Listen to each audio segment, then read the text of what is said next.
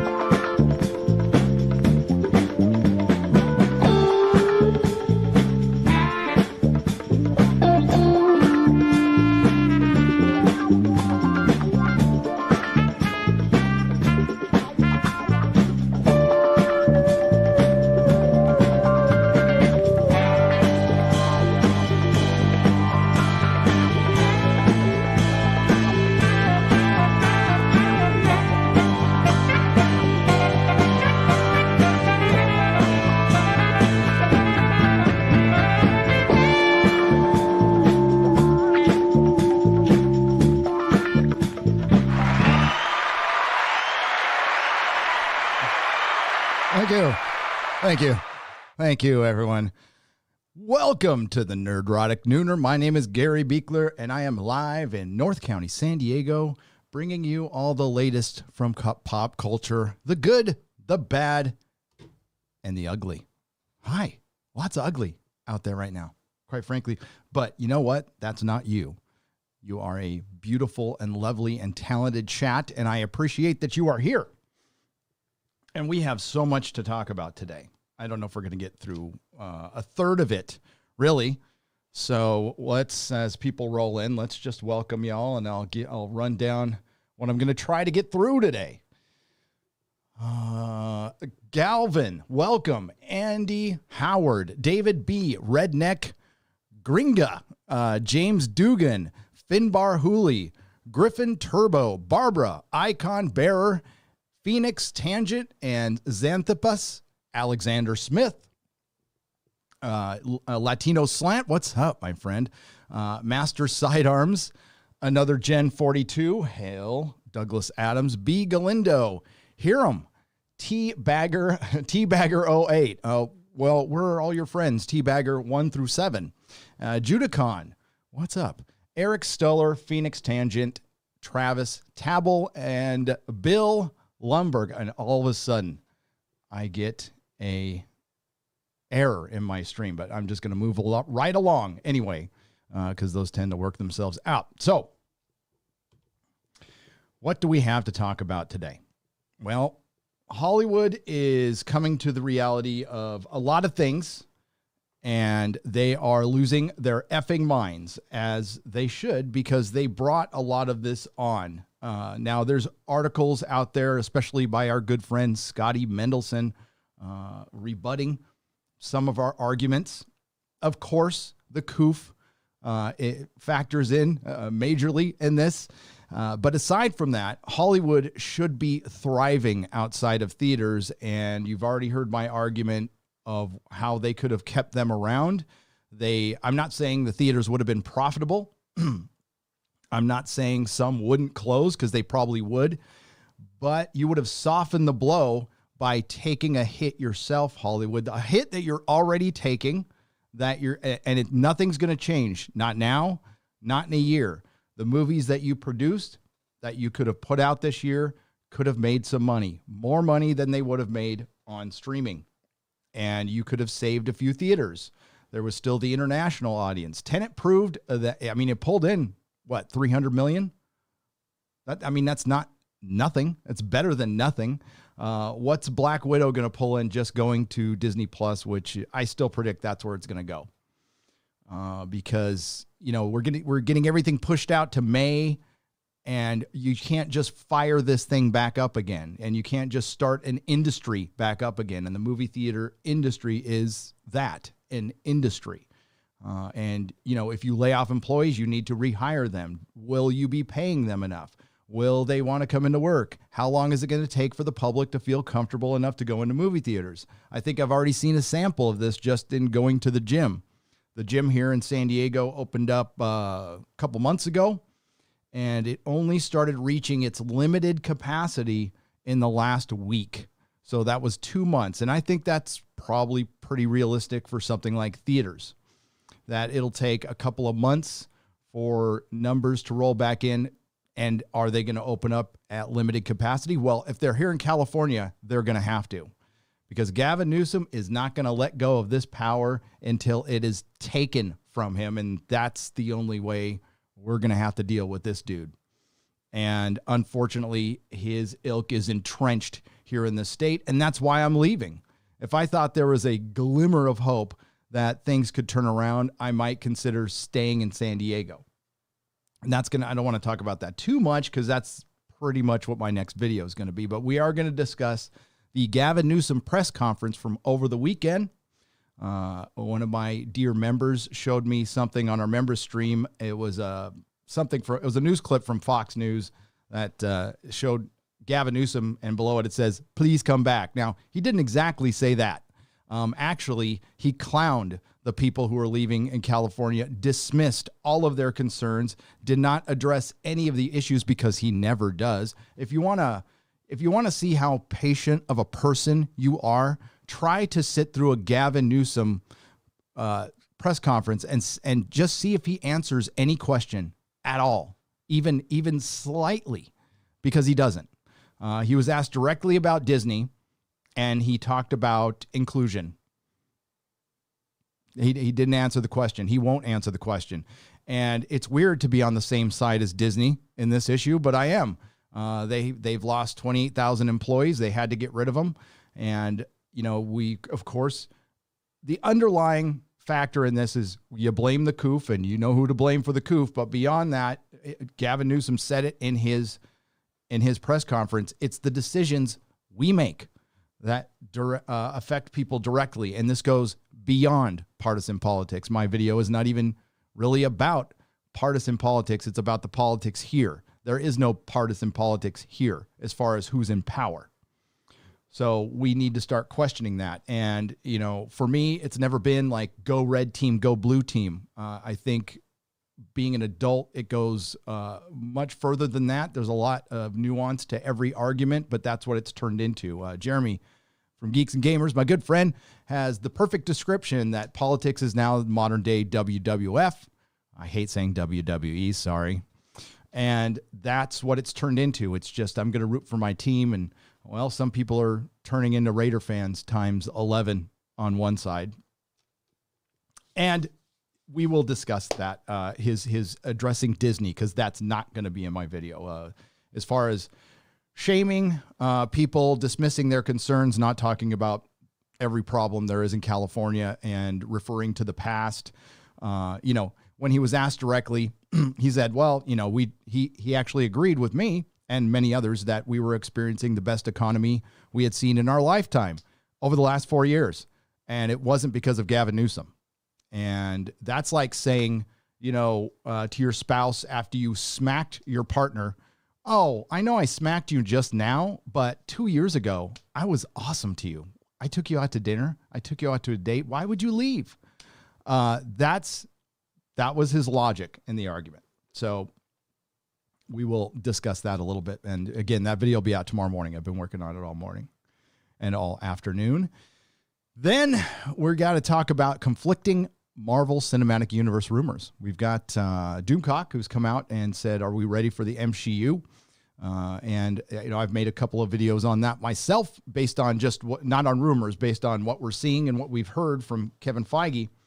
And then we have something else that, if they did it without identity politics, I'm guessing it would interest a lot of people. I don't know if they are true, though. So we're going to go over both of them. And then, of course, we're going to talk about defunding the BBC, because they are about to do something absolutely despicable. But I want to wait till a little bit deeper in the live stream before we discuss that. Right now, eyeballs are still on us. So, hi, I haven't cussed yet. Because it is despicable. It's as despicable, in my opinion, as that if they do it the way I think they're going to do it. Well, they're doing it at all. I think it's as despicable, or potentially could be, as that film on Netflix. Then we also need to talk about a little Doctor Who. They're recasting a major character, and it's an act of desperation. And of course, we're going to talk about Star Trek Discovery. So programming note, let's get some business out of the way. If you like what I do here, please consider subscribing to the channel. My analytics say what Jeremy from the Corners analytics say. There's a percentage of you out there who haven't subscribed yet. Just click that button, hit the bell if you like what I do. If you don't, that's fine too. Also, like and share the videos. It really does help, especially these live streams. Now, I take them down off this channel and I put them over to Nerdrotic Live, so please consider subscribing over there as well. And this live stream will be up there in a couple hours after it airs. Star Trek Las Vegas has been canceled. And I think we all knew this was coming. And they waited to the last possible minute. So it has officially been canceled. I am still booked to go there. I have booked a hotel. I'm going. I know many of you have. I have every intention of going. It is a little difficult right now finding a place to meet. And I'm guessing not a ton of you are going to come, but I'm still going. So we'll find a place to go where we can hang out. I'm looking for outside bars right now. And the one I was going to go to is voluntarily closed. And I don't know if he's going to reopen. It doesn't sound like he is, which is a bummer. The Millennium Fandom Bar. I hope he is. I mean, maybe he can afford to stay closed for a year. And it's a good guy, and I understand why he's doing it, because I don't think he's got access to outside. So I don't think he can do it. And considering what part of town he's in, yeah. So my intentions are still to go. We got to work some things out and pay attention to Twitter, and I'll let you know. But as far as my family and I are still going to Vegas because I just want to go somewhere and have a good time while being responsible at the same time. We're not going to, crawl all over each other naked or anything, as far as I know. And then Star Trek Discovery premieres at midnight Pacific time, supposedly. So I am going to be live at 1:15 a.m. tomorrow morning, tonight, to cover the first episode of Star Trek Discovery. Going back to the old days, covering some live TV on this channel. It should be fun, and I'm sure they're going to, third time's a charm, right? They're going to turn things around. No, they're not. It's going to be trash.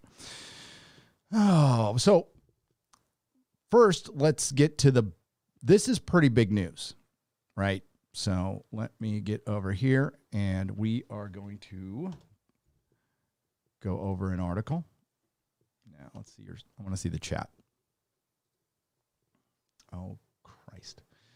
Disney reorganizes content and distribution units to bolster streaming business. And I don't think this is a big surprise. This is something that's going to reverberate through Hollywood, and the paradigm shift is here. It has arrived. The streaming wars have been fast-forwarded. Now, according to some sources that I've heard, the mainstream media, Disney Plus has 100 million subscribers. 100 million subscribers. Really? Now, in this article, they say they surpassed 60 million subscribers, and then I heard 50. So I don't know what's true, and I guess we'll never know until they tell us. But I guess it's something they're going to have to tell their shareholders.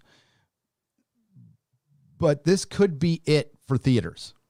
And I think that realization is hitting a lot of people in Hollywood. And listen, until every time we've seen one of our favorite mediums go direct to consumer, it changes it forever.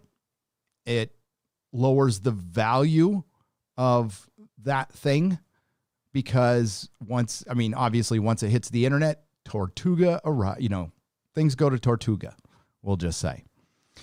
So I don't know how they're going to afford movies like Endgame anymore. Now, it doesn't mean genre entertainment's going to die because it's still the thing. I think it'll probably just go to streaming, and they'll, what Doomcock mentioned, they'll probably use that Mandalorian approach to filming, which, is pretty clever. It's kind of cool how they do that. But yeah, I just don't know how you're going to get that. I mean, that influx of cash you got every weekend, billions of dollars every weekend is gone. And streaming services, it just makes your entertainment disposable. Like, look at the garbage on Netflix. I mean, most of it is garbage. And then it's got one or two good things. And it's just going to be up to you. What is going to be the 3 or 4 streaming services you subscribe to? Because that's, I mean, no scientific research was done in that. I just think it's going to be 3 or 4 per person. Disney might be one of them. And the other studios have just lagged behind. The thing is, though, Disney is still behind Netflix and Amazon and Hulu for years. And good thing Disney owns Hulu. But this is probably going to change entertainment. And I don't know what kind of plans they're going to have for the MCU with the delay. And you have to factor in how pissed off people are at Hollywood right now. That never gets mentioned, but we'll talk about it here. I have no problem doing that. And, you know, the amount of people that are pissed off, is it enough to bury the town? No, but it's enough to significantly hurt it. I mean, this is a revenue stream with many people you've lost forever. And now you're going to have to compete against many other things, and you're going to lag behind that as well, because you are competing against us. You're competing against, I brought this up before, 32 flavors of Nick Weiser reviewing Popeye's chicken. Like, that's, you know, but there's thousands of us on this platform, and they cannot keep up with that.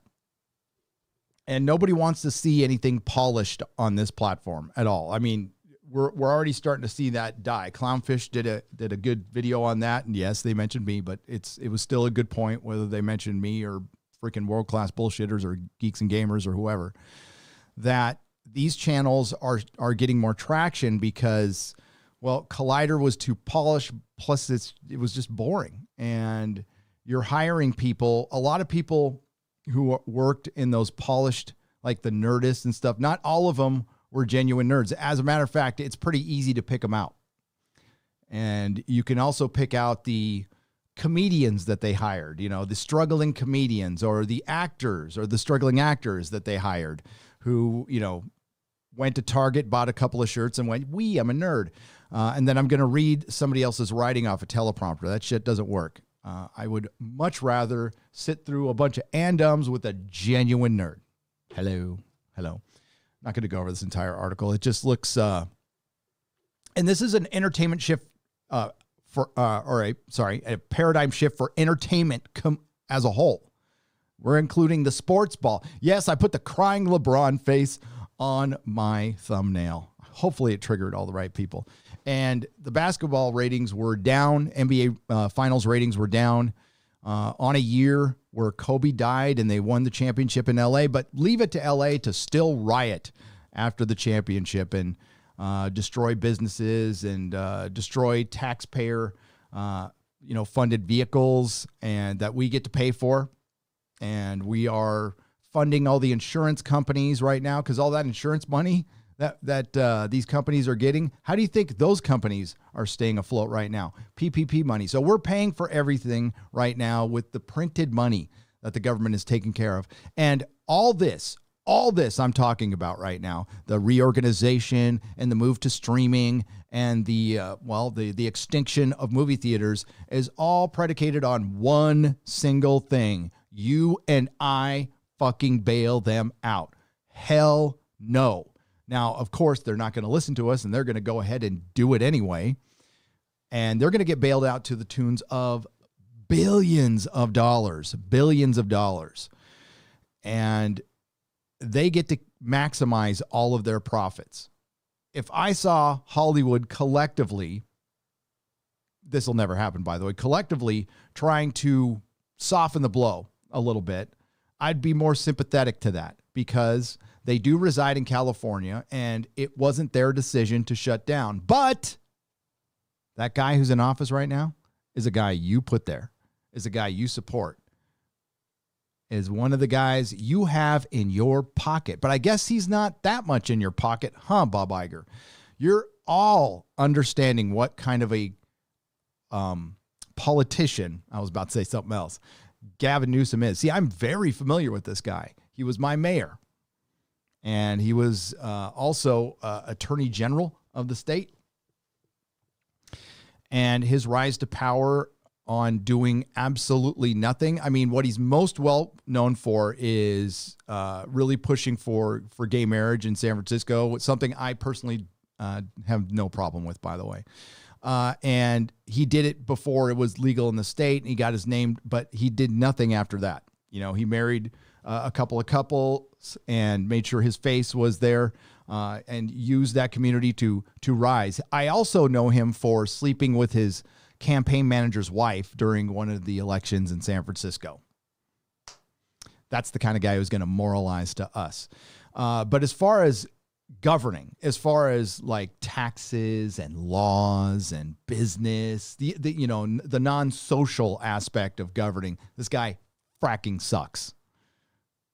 All he does, he rides the wave like any good politician would do. But during this time, we get to see, and I mean everybody from the top all the way down, we're actually seeing what they do when they have to actually do their job. And it's the same thing they've always done. Nothing that's in everyone's interest. It's only in a certain people's interests. And it's all, words are wind. Words are wind. And Disney is now seeing that. And Hollywood is now seeing that. And Scotty Mendelson can write all day. It's just the coof and only the coof. No, the coof is an absolute at this point. We know it's here. It was coming. We were never going to get rid of it. The goalposts keep changing, of course. Now we are well into we got to wait for vaccination, which is not realistic at all. Sorry to say. You got to be pragmatic about some of this stuff because, I don't know, the future hangs in the balance. That's all. That's all. All right. So do you want to bail out Hollywood? I think the answer is no. Considering how much Gavin Newsom talked about, and when he was asked directly about, Disney and other things, the first thing he went to is federal funds. We're waiting for federal funds. We're waiting for federal funds. And then he said, in the same sentence, like, we can't print money like the federal government, so we need to balance the budget, and they're going to do $11 billion in tax cuts or something like that, which is nothing here in this state. And they weren't going to do those cuts if they got the federal aid. And they can't keep getting that. California needs to figure out California's problem, because before he talked about the federal aid, he talked about how independent this state is and how it doesn't need anybody else and how advanced it is over all the other states that have businesses open. Our good friend Drunk 3PO, shout out to Drunk 3PO, did a video at Park Hoppin'. I highly recommend you go watch it. It was after this live stream, of course, on the Park Hoppin' channel. It's part of the Geeks and Gamers Network. Gavin Newsom sent some of his staff to Disney World to research reopening that he has no intention of doing. He sent some of his staff to Disney World. When I saw that video pop up, I freaking lost my mind. You can ask Nerdrotic Jr. I was driving and I almost drove off the side of the road. Now we all know there was no fucking research involved. Somebody had a little vacation on our dime. And they already did, and Drunk 3PO mentions this in the video, they already did the research. And they did the research here in California to reopen Disney World, because Disney is based here in California. So there's no reason not to open it up. But we did find out through Chairman Newsom that the COOF not only knows where you are geographically, it not only knows what time it is, it knows what race you are. That's right. It's a pretty smart COOF. Clever little bugger. So yeah, no bailouts for Hollywood. And this is all going to just continue till the rest of the year like we knew would happen. This is why we left. This is why we're leaving. So Melissa, we could have waited it out and reopened the salon. I mean, no one could have predicted that Nancy Pelosi would have been caught with her mask off, getting her hair did in a salon that was supposed to be closed. But it happened, and that's what reopened the salons in San Francisco, and nothing else would have, by the way. And they are open at limited capacity, and we could have waited it out. But I knew damn well that, and so did Melissa, that they would reopen to limited capacity, and then there's a very good chance they would dial it back and shut it down and do the stop and restart for the next few months. And believe me, it will make a big difference which president wins the election on when California opens up. And that's pretty much it, in my opinion. And if you don't think so, you're not paying attention. And we could have done the what ifs and what fors, and I might in my video a little bit. But that's why we left. I mean, we're out of here. There's no way this is ever going to change. Things are just going to get worse. This isn't like a previous recession in California. You can't compare this to anything else. This is obviously unprecedented, and it's largely, I got to be careful with that word. This could have been avoided. This all could have been avoided in so many aspects, but I'm not going to stick around to find out.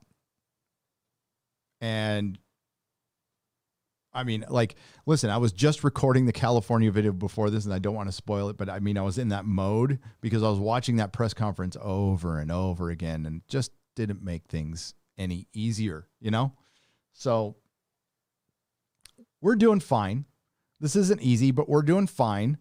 But, you know, I do think about all the other people going through this right now, and they're not being heard. Their voices don't matter at all. So hopefully they will, I have a feeling they might make themselves heard at the ballot box. And hopefully for this one, I'd like to see a change. I'd like to see the general population have a real long memory about how California was governed, how this state was governed. Now, I am of the belief that, and this probably is considered a bit fringe. I don't think so, though. I think this state should have been split up years ago, personally. I think it's too big. I think being in governing from Sacramento, it pretty much favors L.A. and Northern California. They don't really, San Diego's kind of in its own pocket, and there's advantages to that too. And then the upper part of California gets completely forgotten. Like Lower Oregon, basically, what it's called. So, or the state of Jefferson. So I've always been a proponent of that, is to split this puppy up. But there's, I think it was close at one point, but they'll never allow it to happen. They'll never, ever allow it to happen. Oh, man. Yeah, I was just in my mode. I was in my mode. If you need a soundbite for Leaving California video, watch the first minute of Tim Dillon's Los Angeles Has Become Embarrassing on YouTube. You should love it. Golden Brem for £5. Thank you very much. I will check it out. I've been watching lots and lots of video. I've got a lot of new information for you, including Democrats actually realizing that people are leaving. This, to dismiss the California exodus shows, Gavin Newsom has presidential aspirations, and I don't know how anybody votes for this guy, but nobody pays attention here in California, and he's terrible. He is terrible. Being reported, Showtime are bringing Dexter back for a 10-episode run. As much as I love the series, I hope they don't take it down the streaming turd on it. Dexter, did it have a... You know what? I never watched the ending of it. 6 Feet Under had a pretty good ending. I never watched the ending. People were kind of upset with it. I watched the first couple. I liked it. I just kind of trailed off. David McPherson for £5. Anything made right now is gonna have political overtones. Let's be real. Mikey Gussler for $10. MCU Spider-Man 3 seems to be more of a mess than Spider-Man 3 and the Amazing Spider-Man 2 put together. How many characters we recognize need to be in one film? Love Toby, but not in something like this. No, especially if he's coming back. I'd rather Toby come back in a legit sequel. If they want to make money, you get Sam Raimi back and you do Spider-Man 4. But these multiverse things, that tells you we're at the end. Because this is something that you do when your universe is old. This is yeah, I mean, there's so many other stories you can tell besides this. It's gimmicky. It's gimmicky. And yeah, Hollywood needs to resort to gimmicks right now, and we will discuss that. Yarwick Van Wire, welcome to the Protomolecule level. Hail. Mikey Gussler for $5. Netflix CEO defends Cuties, says it's uniquely misunderstood in the U.S. The film speaks for itself, and it's about coming of age. The Netflix CEO I disagree. I completely disagree. But of course he's going to say that because he backs that. And who knows? I think there's a strong sentiment in Hollywood, and I wouldn't go comparing this to other countries. You think are you saying that we're just less advanced because we protect our children and we are a little sensitive to this stuff? F you. I wouldn't go down that road, but that's the detachment. And a Netflix CEO can say what he wants, so can Jeff Bezos. These are untouchable, titanic corporations. Read a recent interview with Eric Kripke on Polygon. He stated that season 3 of The Boys could take a different direction if Biden wins, says Terminus Est for $5.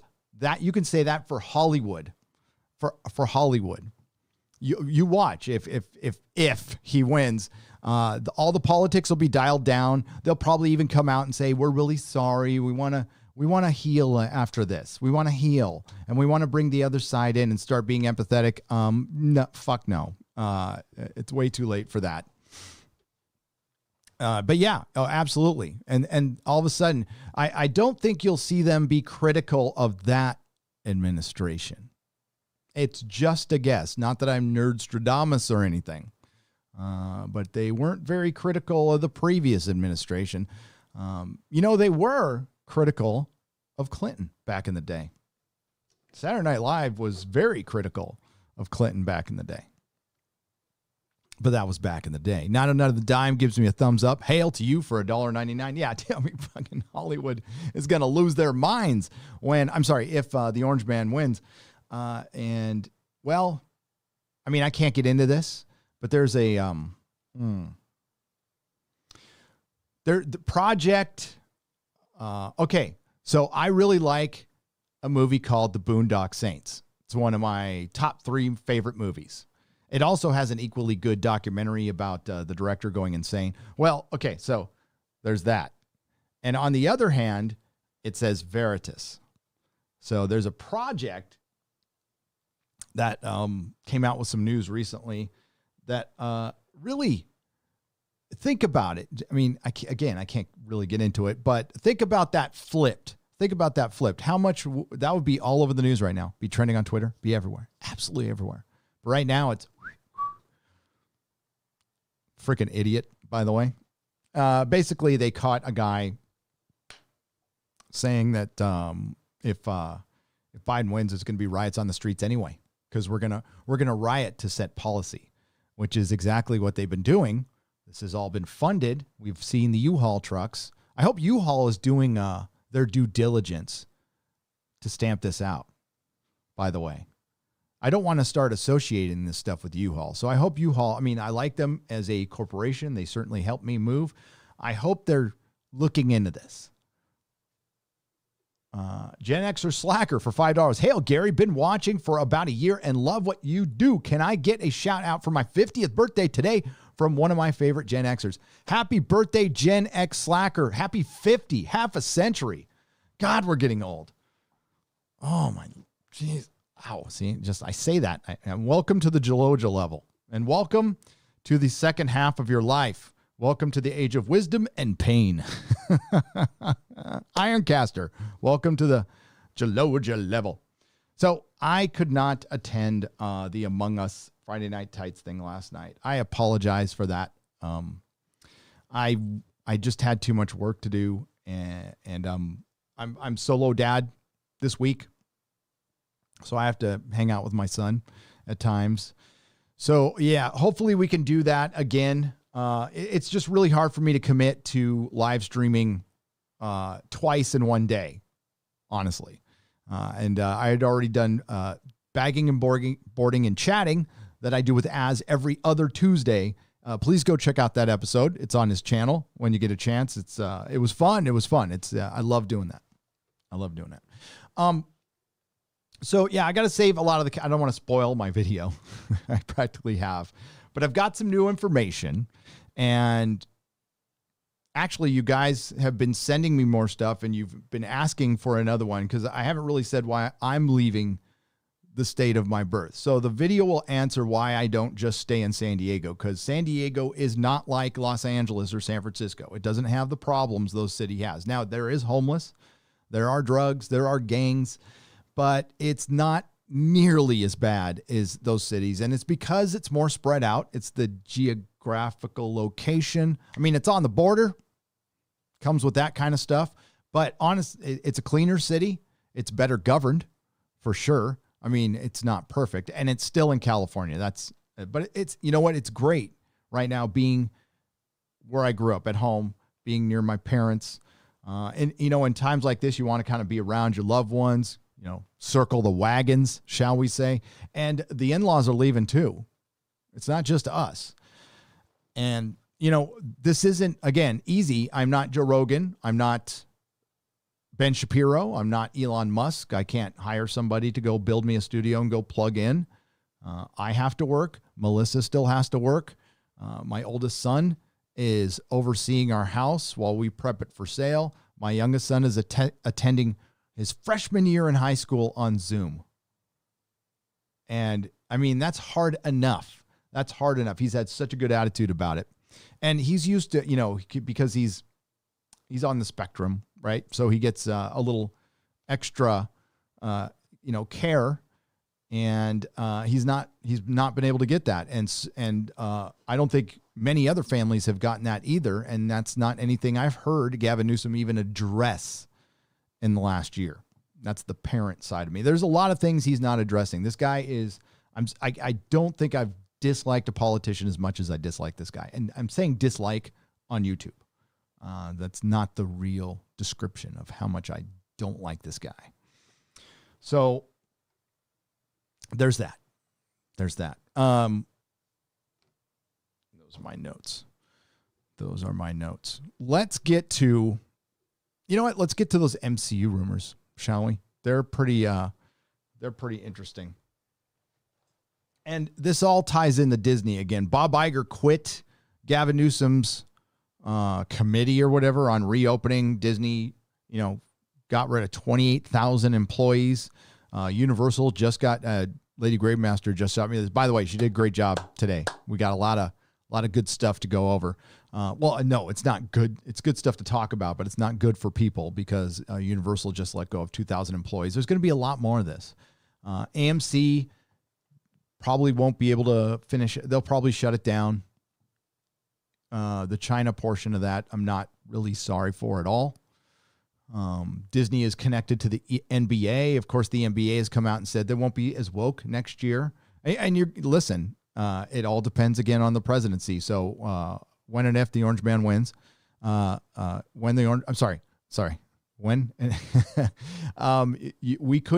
could you deal with 4 more years of Hollywood, not the president, of Hollywood from the previous 4 years, a Hollywood that was on a good trajectory that I was pretty happy with. I thought we were going to see some pretty amazing things from Hollywood this was back in 2015, mind you. Okay. I mean, we saw this stuff was creeping in. It was creeping in, but wasn't really hitting things I loved. It was definitely creeping into comics. Notice I haven't talked about them because they're insignificant right now. The only thing worth talking about is freaking Cyberfrog or whatever Zach's going to come out with, whatever crazy idea Zach has. And by the way, Ethan will be on Friday Night Heights soon, very soon. We have the date set, and that's all I'm. And the shops are plugging along. I don't know if they're still getting government assistance or not. They're not getting a lot of help from Marvel. But Marvel's changing focus, and it looks like whatever phase we get from the MCU, it very well could be largely on D+, Disney+. I call it D+. So these rumors are conflicting again. So Doomcock, my good friend Doomcock, came out with the video yesterday. According to his sources, they are going to possibly like phase out Brie, right? That was one of them. And this might corroborate it. I don't know, but it looks like, remember when I said, and other people said this too, it's not exclusive to here. MCU, you're welcome. That was mine. But as far as this theory, a lot of people have had it. So Captain Marvel 2 is going to be filled with Avengers, filled with a bunch of other superheroes, Spider-Man, like just all the A-list, because like nobody's going to see a Captain Marvel solo movie. And if you're Kevin Feige, if you're so into Brie Larson and Captain Marvel, I don't want to see a single superhero in her movie. Brie Larson versus some bad guy. Do it. Nobody will fucking go. No. Apparently, here, let me get to the rumors. They're going to tie this into another. They're going to be doing possibly two of some of the biggest events in Marvel history, Secret Wars and Secret Invasion. Secret Wars and Secret Invasion. Secret Invasion it didn't end well. It didn't end very well. Here we go. Give me a second. I've got a lot of stuff to go over here.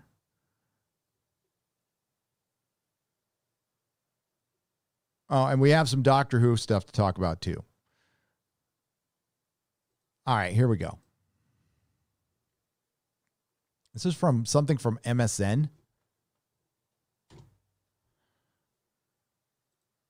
There we go. You can see it. The massive Marvel storyline to follow Endgame will bring back Tony Stark in the best possible way.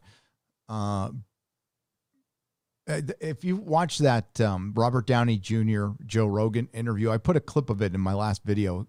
Joe Rogan says, after a few, Marvel bombs, they figure out a way to bring back your character. Well, this looks like it's it. But by the time this comes out, like Robert Downey Jr., they're going to have to de-age him. He's getting a little old. You need to recast these roles. Marvel, don't be dumbasses. Sony had the right idea back in the early 2000s. They didn't stick with it. But instead of, they were going to recast and go like Bond. You don't change your continuity. You keep it very vague and you just recast the role. That's all. You can't, these characters are bigger than Robert Downey Jr. I know people say he is Iron Man. He is until he isn't, until somebody else comes along. I'm sure nobody thought anybody could replace Sean Connery, but Roger Moore was pretty popular. You need the characters are bigger. Same people were saying this after Heath Ledger died. And then Joaquin Phoenix shows up. Not talk about Jared, but these characters are bigger. As long as they don't bring in identity politics, they'll be fine. I just don't think Disney can really keep themselves from doing that. Marvel is reportedly working on a massive storyline that will culminate in a finale of Avengers Endgame's proportions, and Tony Stark might be part of it again. A leaker says the next phase of Marvel movies and TV shows will build up to Secret Wars storyline, which will pit superheroes and villains against alternate versions of themselves from different realities. The Tony Stark that might face the Avengers in the future will not be the character who died in Endgame, but an alternate version. Doctor Strange will supposedly become the Iron Man of Secret Wars, and he'll be at the center of everything. Avengers Endgame became the biggest Marvel movie ever, but Disney's massive success was possibly thanks to three distinct reasons. First of all, Marvel spent more than a decade building up to this universe, a universe that Disney did not start, of interconnected stories creating complex characters that people fell in love with. And they were played by actors that people fell in love with. Chris Hemsworth, Chris Evans, and Robert Downey Jr. Of course, Scarlett Johansson as Black Widow. I'm sorry, Jeremy Renner. I can't, you're not Hawkeye. You look like a guy from G.I. Joe. At least the mask. You could have given us the mask. You didn't have to go purple, although I would have liked that. Hawkeye's got a cool mask.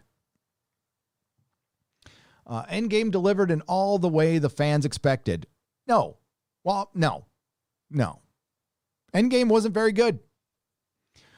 Infinity War was. Endgame had really good stuff in it, a lot of good fan service, but more you watch it, the more problems it creates. And now you have to go to a multiverse. This is what DC does. Marvel doesn't do this.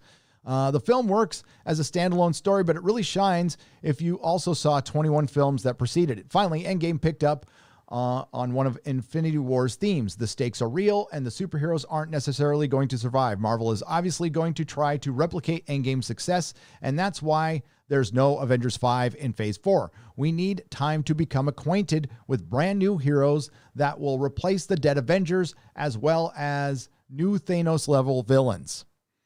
A series of leaks in the past few weeks hinted at what Marvel may be working on, confirming in part previous leaks and fan speculation. New reports from an MCU insider explained how the storyline following the Infinity Saga will unfold and how Tony Stark will be brought back to the MCU. Reviving Iron Man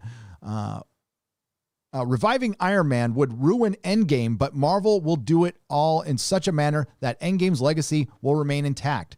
That is, if these rumors turn out to be true. Death in a superhero movie isn't the end, and the MCU is no different. We already have seen 2 examples. Gamora. Yeah, I didn't like that example. So here we get to the rumors. I'm going to, and it's Mikey Sutton. Okay. I'm just reading the article. Who spoiled Marvel's secrets in the past, said in a post on his website that Secret Wars will span the MCU's next phases.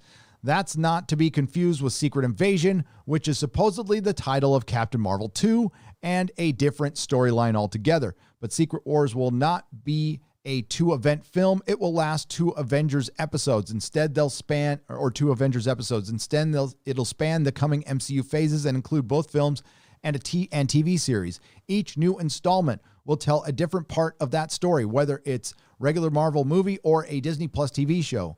They will then be linked in a cinematic finale that might end up being as amazing as Endgame. Well, that you'd like that to happen. That sounds really good. Here's the rub. You're going to fill the next couple of movies with identity politics. We've heard, listen, this is what the creators of these films have said. This isn't just speculation. Black Widow is probably going to be a little woke, which sucks because I like ScarJo. I could be wrong, but I think it'll probably end up being a little more like Captain Marvel than Winter Soldier. And then Eternals, again, we don't know much about this movie except for some dude love, which is fine. And I just don't know how that really works in with Marvel storytelling, but whatever. We'll see if that happens. Per Sutton, the Secret Wars storyline will combine elements of comics in 1984 and 2015 version. Well, that's unfortunate because the 2015 version sucked. That essentially ended the Marvel universe for me personally. That was a fucking hot mess. And I see the Marvel continuity ending then.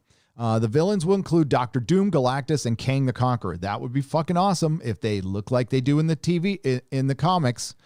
But they're not always going to be the bad guys of the film. The next Thanos of the MCU will be the Beyonder, who will transport various MCU heroes, the bad guys.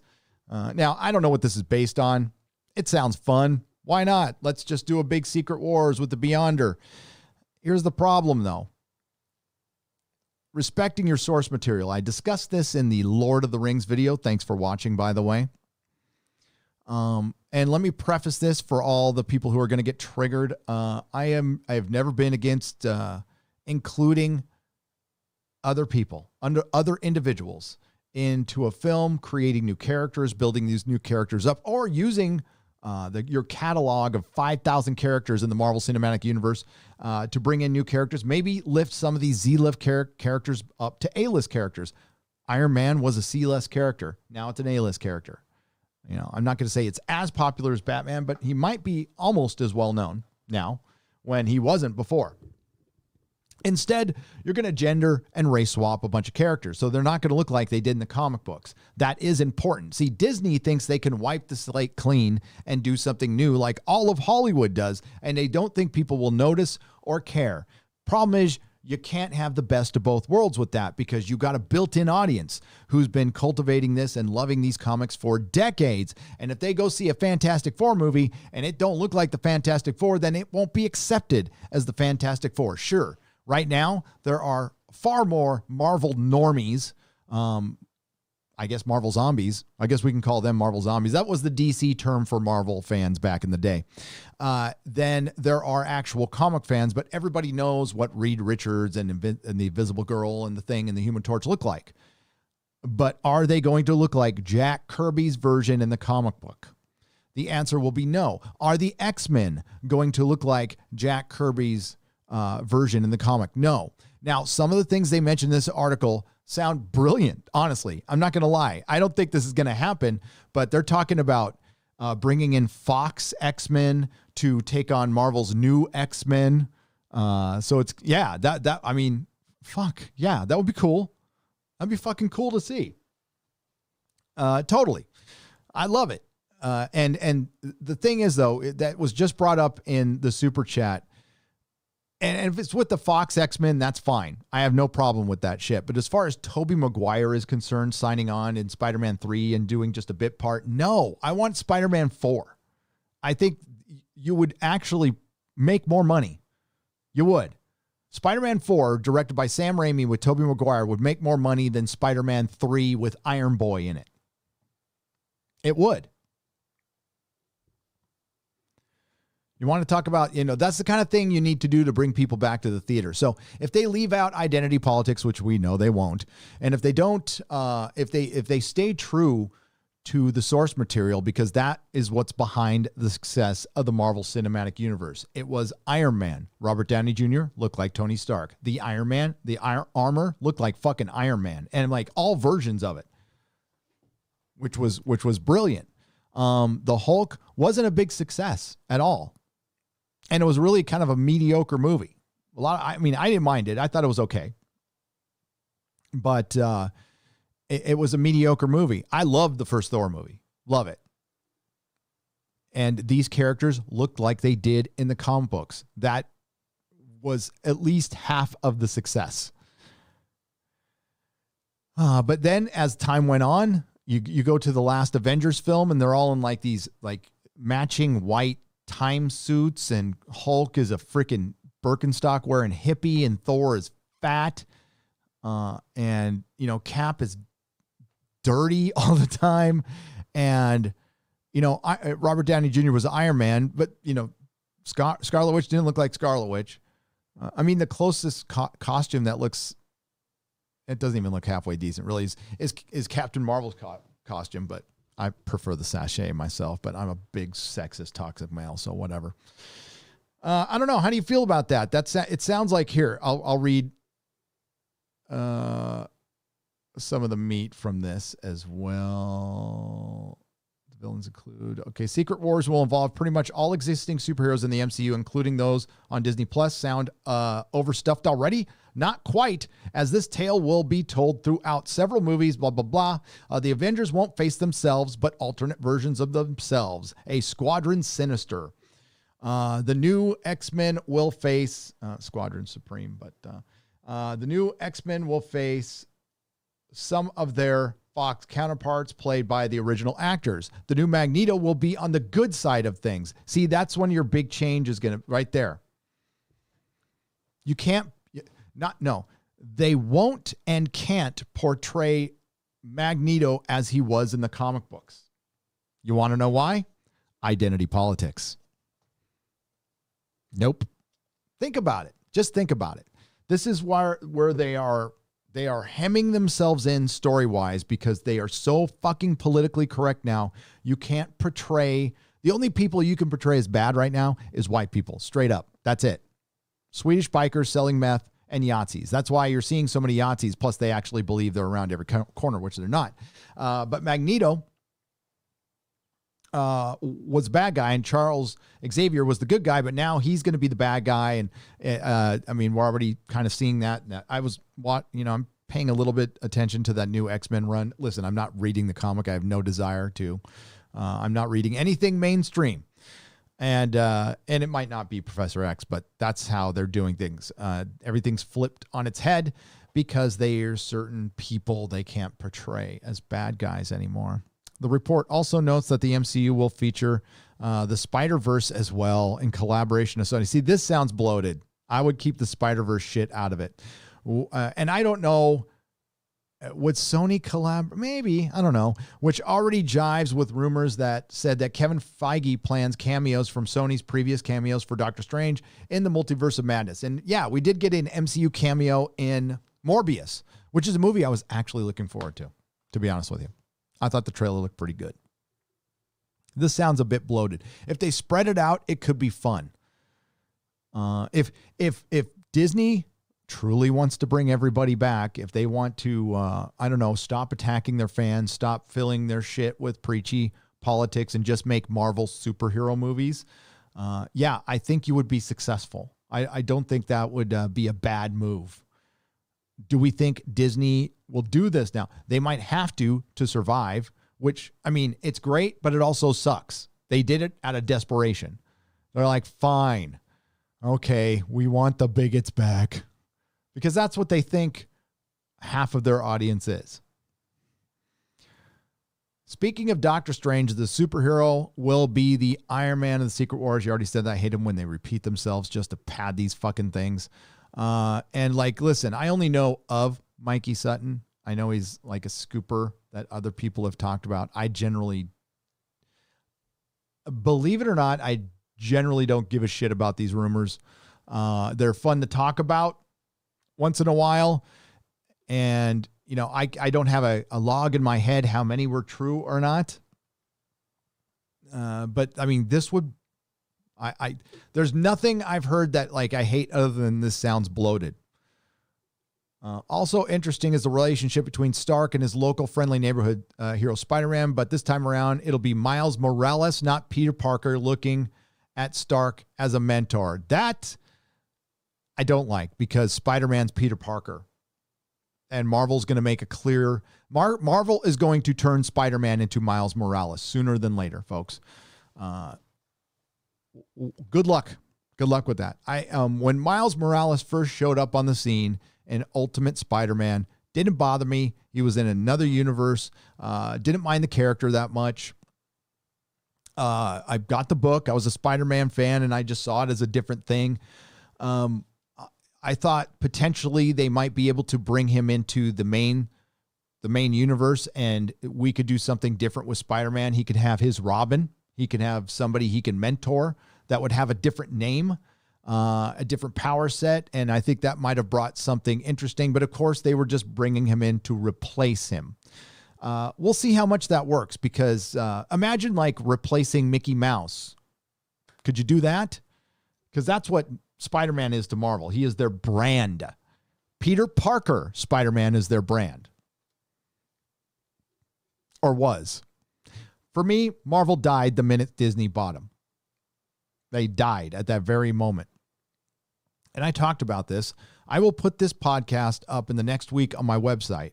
I found it. I found the podcast I did in my comic shop the day the sale happened.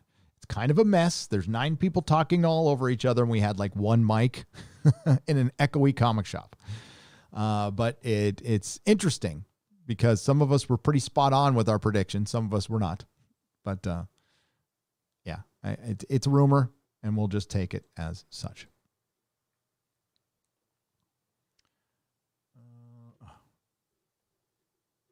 But I don't know. It doesn't sound bad. So Doomcock said Les Brie Larson. Yes.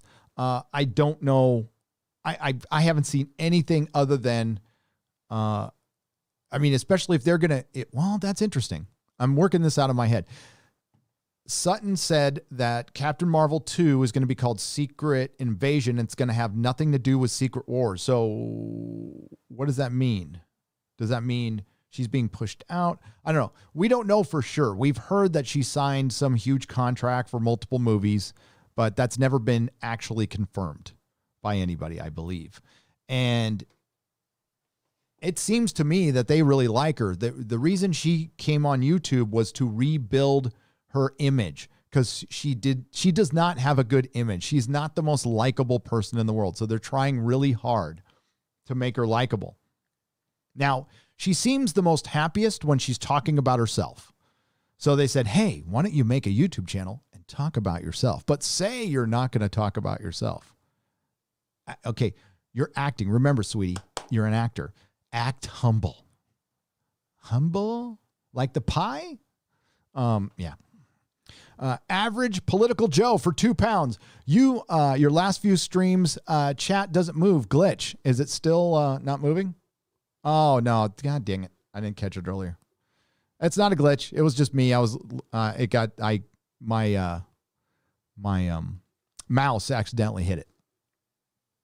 And have you seen what is going on? But thank you for pointing that out. Average Political Joe for £2. It's moving now. Fubar Panda for $5. Have you seen what is going on with the quartering and Angry Joe? It is definitely worth reporting on and kind of sad. Yeah, I don't spend a ton of time on Twitter, so I only know the details from what information I have. I watched Quartering's video, and Lady Gravemaster told me what was going on. The Quartering has been a guest on Friday Night Tights. I like Jeremy. I do not know Angry Joe. Honestly, I don't watch a lot of his content. I think the only videos I've ever watched were his Star Trek Picard reviews all the way through. I know he's a big deal on the internet, and was part of Channel Awesome. And I know he's got millions of subs, and I know a lot of people like him, but I'm not a video game guy. Everybody's got their shtick. I respect it.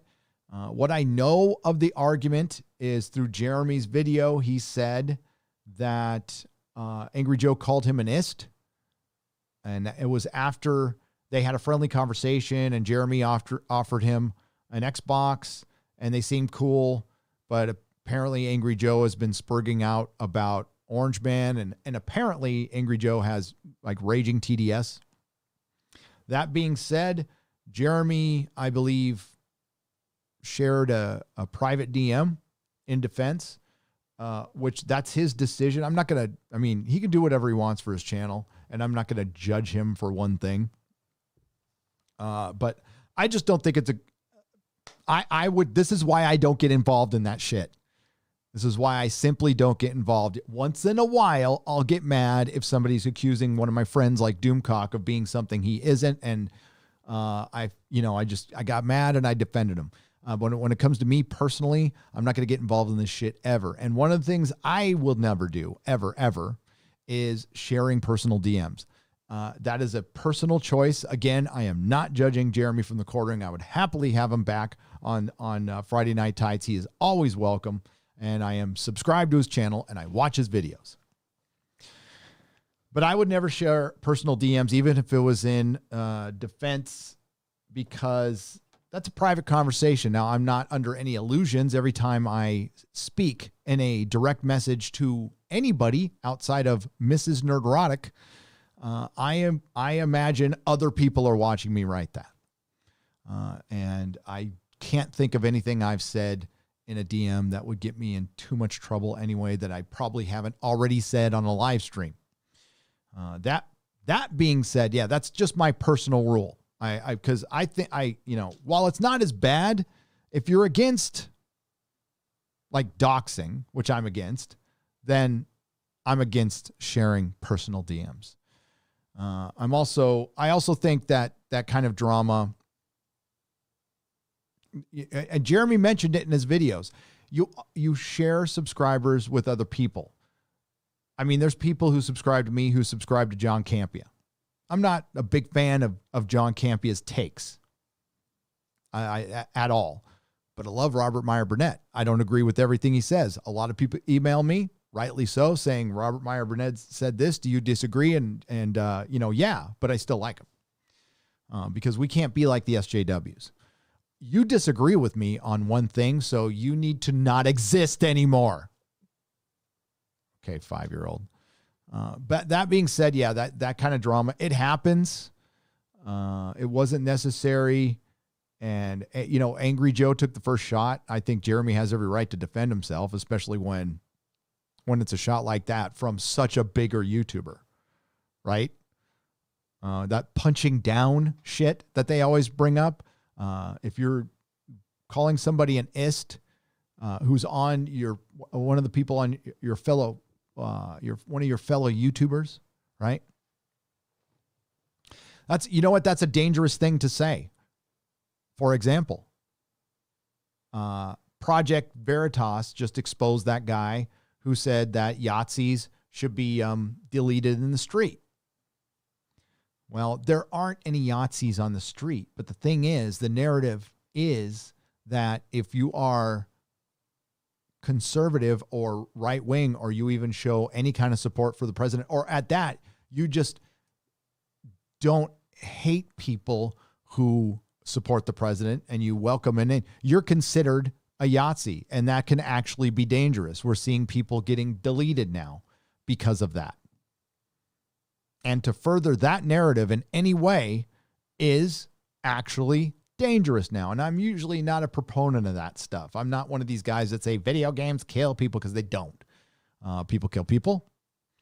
But blanket statements like that, I now have to think about when I go outside with my kid. It's like I just keep my head on a swivel. Not that I'm genuinely worried too much about it, because I'm not. But I'm just a little more cautious now because I ended up on a list. Generally, I don't give a shit that I ended up on the list, but the fact that I ended up on the list might be seen by some crazy person, and that's the kind of thing you got to be careful of. You just got to be aware of it. I don't want free speech curtailed or anything like that. People are free to say what they want, but that's part of it's a byproduct of it. Freedom isn't free, baby. Cost $1.05. You got to be careful. But I hope they work it out and be friends at the end. How's that? And I know Angry Joe has lost thousands of subscribers, and I think the Quartering has, and I think that tells you everything you need to know. People don't like that. People don't like it. So hopefully they both work it out and they get on to doing what they're doing. I love what Jeremy does at the Quartering. And yeah, when he thought my channel was in trouble, some wires got crossed and he thought my channel was in trouble. Like, dude, he was one of the first people who contacted me, Jeremy from the Quartering, asking if I needed help or anything. He's a good dude. Nerd Cookies for $5. By the way, check out this channel, Nerd Cookies. Okay. Elaine at Nerd Cookies. Did a live stream with her with the author, Stephen Walton, fandom menace historian. A couple of weeks ago, had a really good time. She's got a channel that's blowing up. She likes to talk about Doctor Who, and she likes to talk about all the things I like to talk about. So please go check her out. Nerd Cookies for $5. Hey, Gary, what do you think are the odds that Jodie is the last Doctor, or do you think they'll keep doubling down into oblivion? Well, my first reaction is doubling down into oblivion. Jodie Whittaker, this is her last season, for sure. This is Jodie Whittaker's last season, whenever that is. I don't know. I think if there wasn't an anniversary coming up, Nerd Cookies, I would say she was the last Doctor, yes, as far as on TV. But there's an anniversary coming up, and I don't think they're going to pass that up. At the very least, we'll get an anniversary special, and then they might end it or reboot it or see that as something. But here's the rub. I mentioned this before. Jodie,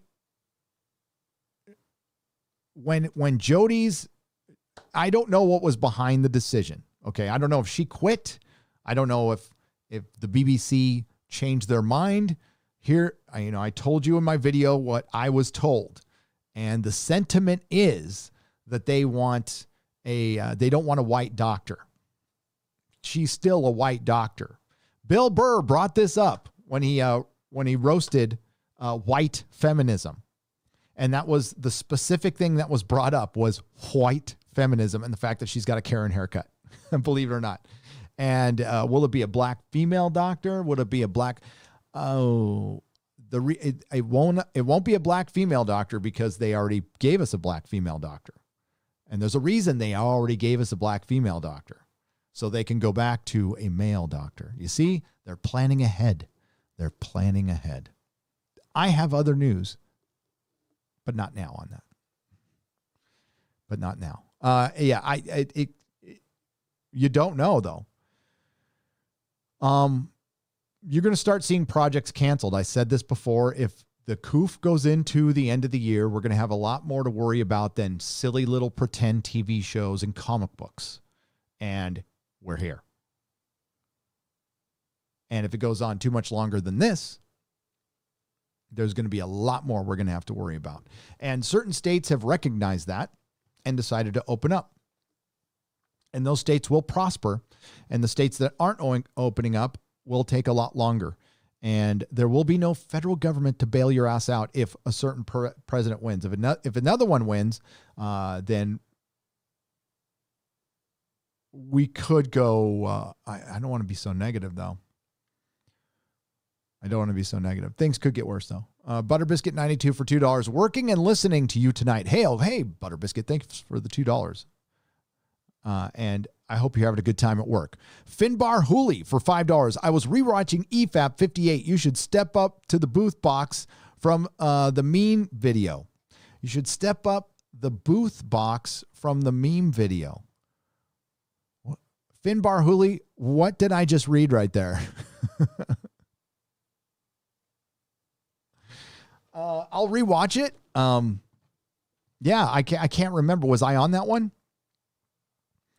EFAP is a great show. Mahler is upper tier YouTuber, one I respect so much that I am going to go back and check out a show I was not liking at all because he said he liked it. I'm like, all right, I'll give it another shot. I don't know if my mind's going to change on it, but Blythe Manor, I couldn't get through the first episode. It was boring, but he loved it. So I'm like, all right, when I got time, I'll go back and look at it because I love Mahler. Now, I still might disagree with him. I disagree with him on Spider-Man, but I agree with him on most things. But you see, Mahler and I are these things called adults, and we can disagree on stuff and still be friends. Fascism always starts as a social construct, says Undercover Trooper for £1.99. Fascism as a social construct. I think everything does, to be honest with you. But fascism exists, but we're not in fascism. Prime example, there's rioting and looting on the streets. That would not happen in a fascist country. A fascist country would have stamped that down with an iron boot. Instead, it was just allowed to happen. And there's good and bad with that. You see, that community, it was up to that city to stop it. It's up to that state to stop it. Gavin Newsom allowed the rioting to happen in LA and in San Francisco, just like London Breed allowed it to happen. But as far as social constructs, so is socialism, and it's in practice in a way, in name only. In European countries, it's actually free market. They actually have a freer market than we do. They've just got some socialized public stuff because their countries are not homogenous, and there's a lot of reasons behind that. Or they are homogenous. Outrage mob flipping over the boys. They don't read. What are they? Modalicious for $2? No, they don't. I saw a bunch of people on Twitter saying that the show was much better than the comics, and then later on, God, I got to find the thread. The person admitted they didn't read the comic books. I was just like, you can't make this shit up. I got to find that thread. I don't know what they're flipping out about personally, but I watched The Boys, and I did not like it. I gave my review in the last live stream. You can go check it out. I thought it was a subpar season. There were moments, but overall, I wouldn't recommend it. I wouldn't watch it again. It is so far off the source material. It should be called The Girls. All the major characters are not even defanged. They are neutered. And I don't think it has much of a future now because they went down the identity politics and intersectional feminist road. And, well, what do we get?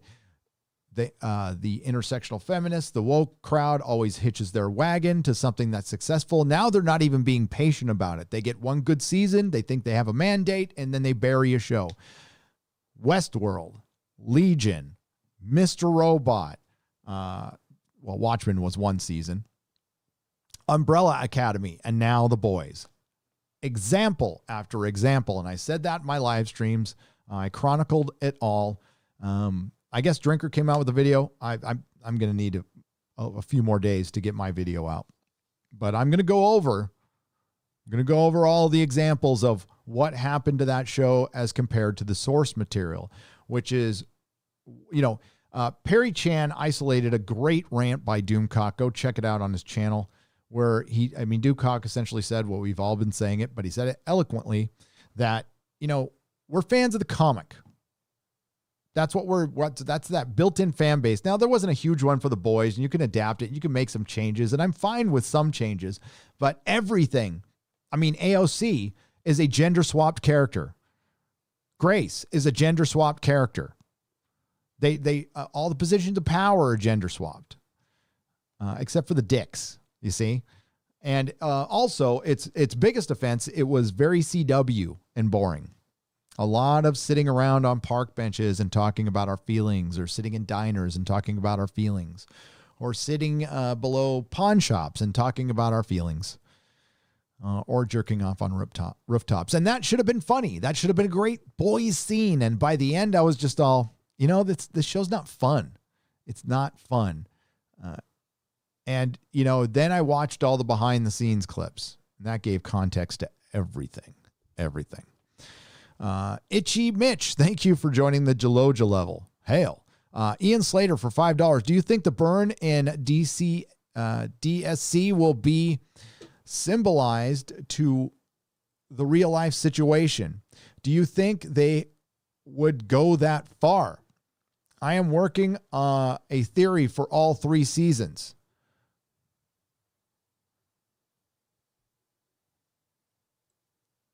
What's DSC?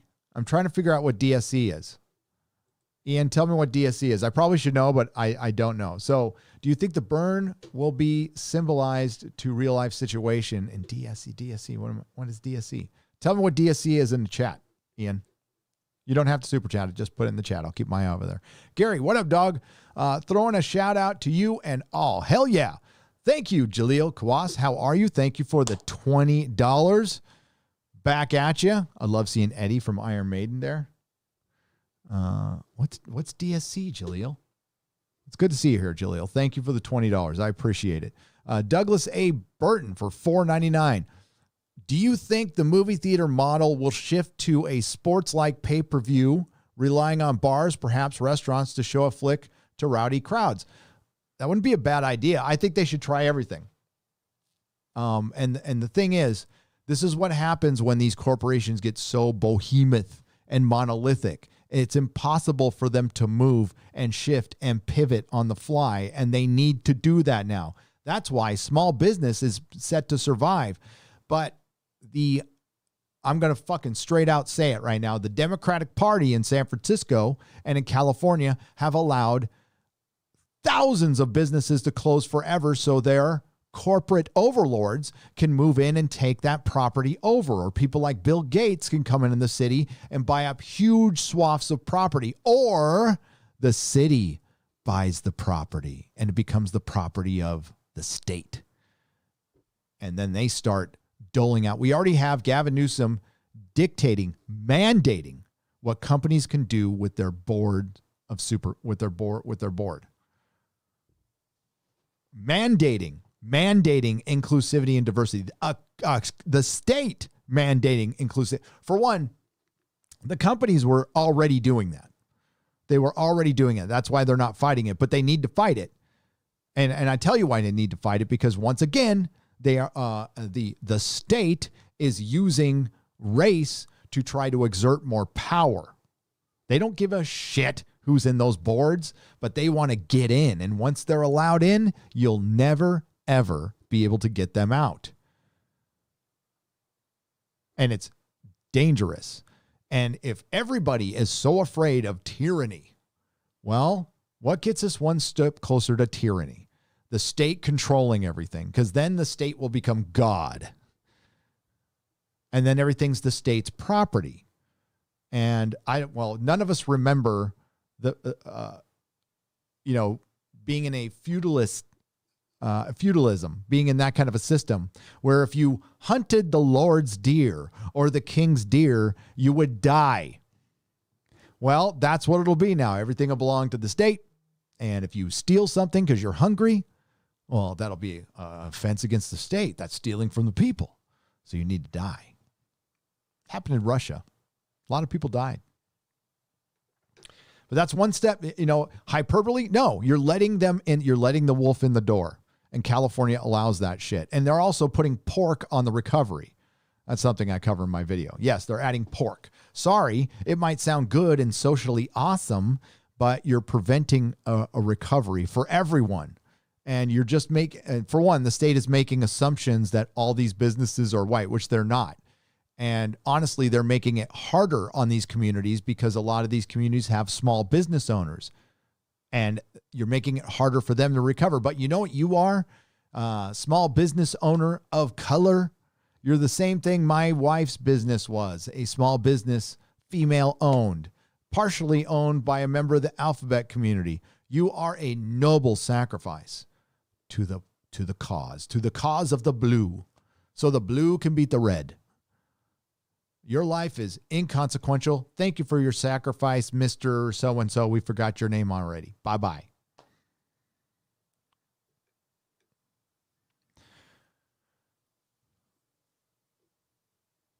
You enter this world alone and you leave it alone. Your brothers and sisters aren't going to help you. Nobody's going to help you. You got to help yourself. You got to help yourself. And you can't rely on the state. You don't just be a cog of a cog of a cog. Man of War 665, Neighbor of the Beast for $5. Nolan's Bane was right. Kirk Spock 2020. Was he? I can't remember that. Thank you for the $5. I would be for that, but not the recast bisexual Kirk and Mike and Spock. And Spock is what we're going to get. Yeah, they're going to recast Kirk sooner than later. Kurtzman's desperate. He talked about having a plan for 7 more years. I mean, that sounded childish. I have a plan for 20 zillion more years. Whoopsie-doo. Oh, fuck. Emotionally unsustainable amphibian. I'm sorry to hear that. Welcome to the Geloja level. Hail. Oh Meow Comics for, did I say that right? It says O-M Meow. So Oh Meow Comics for $5. Back. Oi! Bardic Fury 4. The Banshee Vale Horror Show live on Indiegogo. Oi is fantasy manga about bards and druids in Iron Age Ireland. Check it. Hail. Please check it out. It's called Bardic Fury 4, the Banshee Vale Horror Show. That's funny. Part of that is the name of my comic. I may or may not dust it off. I'm actually going to leave it up to you. Melissa thought it was a good idea. But yeah, please check it out.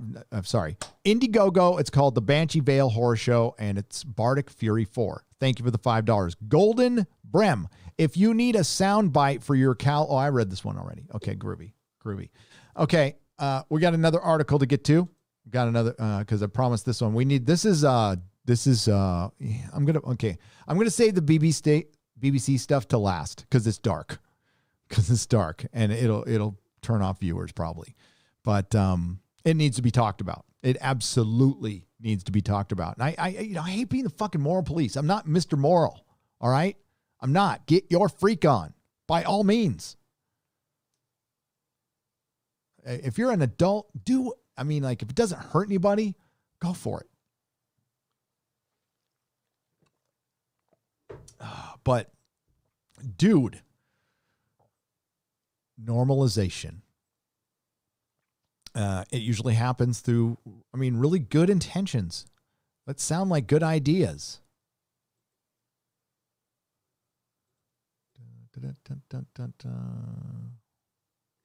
Okay. Yeah, we'll go to this Boys article real quick. The Boys season 3 could play out differently after the election. Yep, it most certainly can. Showrunner Eric Kripke considers the season 2 finale and future of Amazon series The Boys season 2 ended with happy endings and atomic tragedy in a season that found room to skewer the gamut of American culture trash, from white supremacy to corporate-backed superhero movie hack work that you fucking love, Access Media, you pieces of shit.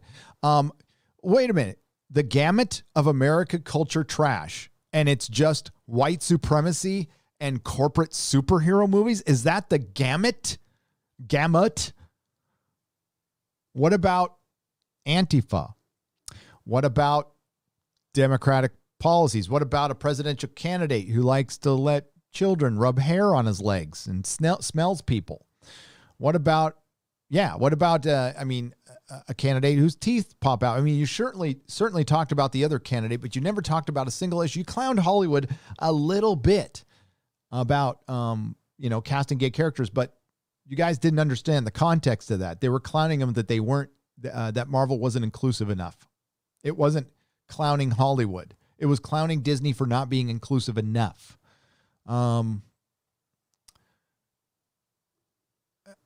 So brought his Amazon... Okay, Eric Kripke brought his Amazon series back down to earth in the final installment and drilled down into the characters' psyches until it drew blood. Butcher, Homelander, and the rest of the warring ensemble will never be the same, even if a few of them think everything's peachy. I'm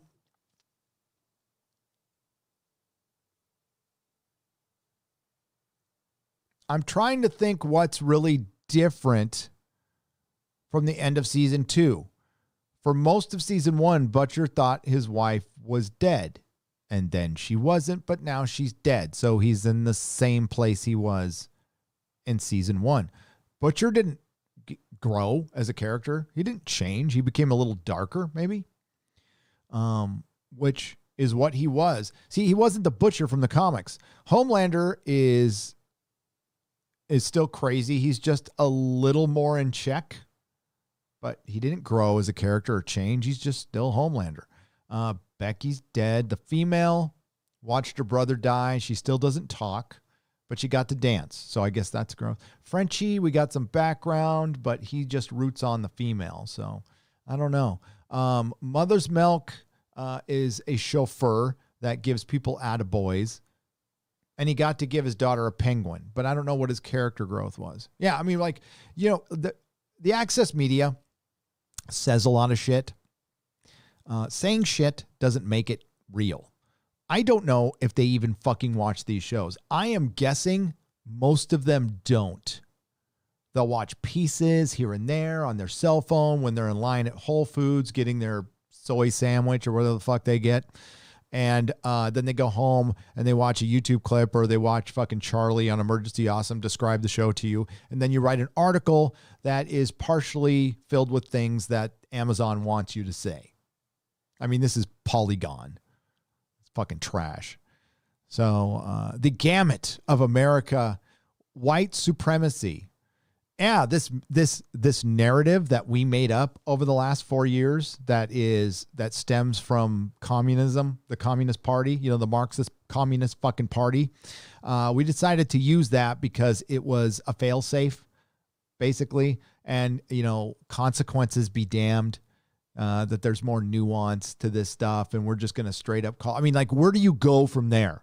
They have been amping this up for years and years and years. There isn't large numbers of white supremacy groups anywhere, but they think you are. They think I am. They think young Ripa is. They think just some guy is.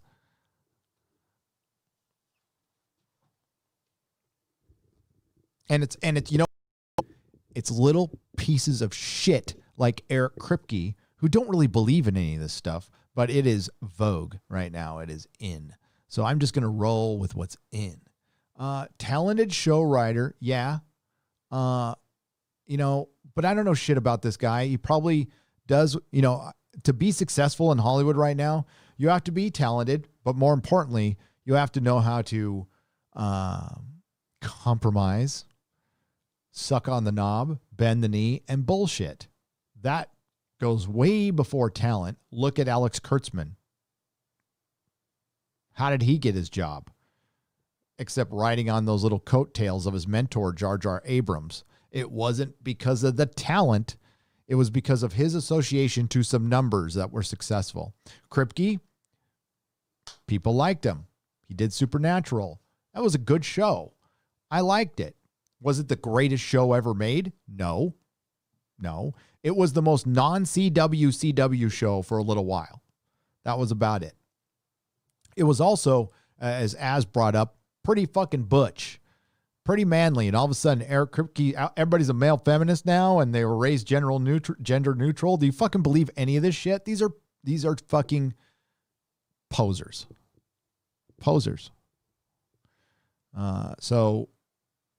Yeah, fuck Eric Kripke. I don't even want to read the rest of this. Oh, yeah. The burning question, how does the show so deeply connected to the political and social landscape deal with the impending election between Trump and Biden?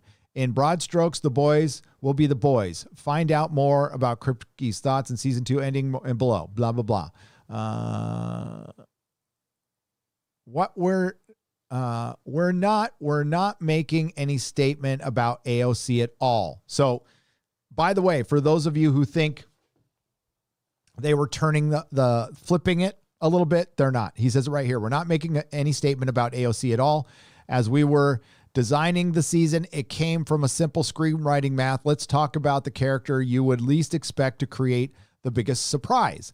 And that's it. That's exactly the thought that went into Arya killing the Night King. It subverted your expectations. But the thing is, it didn't. When I saw it revealed, I went.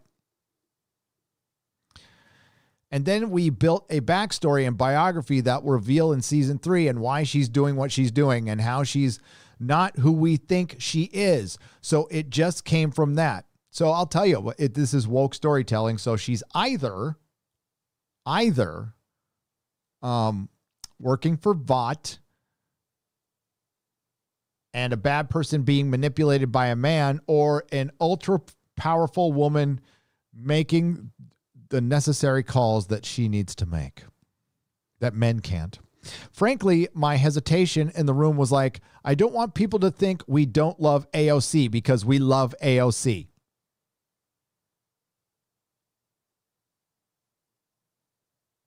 But we ultimately decided that the drive of the story had to come first. AOC, who wants to defund the police, by the way. The police that protect their sets, the police that protect their studios, that give them escorts, that protect their award shows. They want them defunded. And by all means, defund any protection of Hollywood. Please. I don't want to pay for that shit. Okay. So as so often is the case with the boys, the people who consider heroes often deceive us. Evil lurks everywhere in systems of power. You mean even like AOC?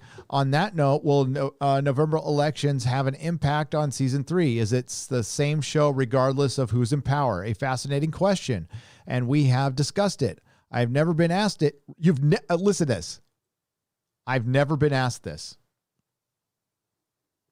I've never been asked this question. You want to know why you've never been asked this question, Eric Kripke? Because you're not talking to the right fucking people. You're talking to some political fucking hack at Polygon. You're talking to an activist or a hacktivist, and you're not talking to a nerd. You're not talking to somebody who might enjoy your show, a large number of which you're alienating now with your talk. But we've discussed it internally. If, God willing, you don't believe in fucking God, Biden wins, the show might air in a setting of more stability and sanity and start to live as a historical document of the derangement of the Trump years rather than the up to the minute current depiction. It's interesting that he put that word and that word in the same sentence. I was talking about it with another producer, and I was saying, look, the show works because we write about whatever's happening right now. And that's the problem with Hollywood. Laziness. And the thing is, they think this is a reflection of the world instead of a reflection of the world that they see.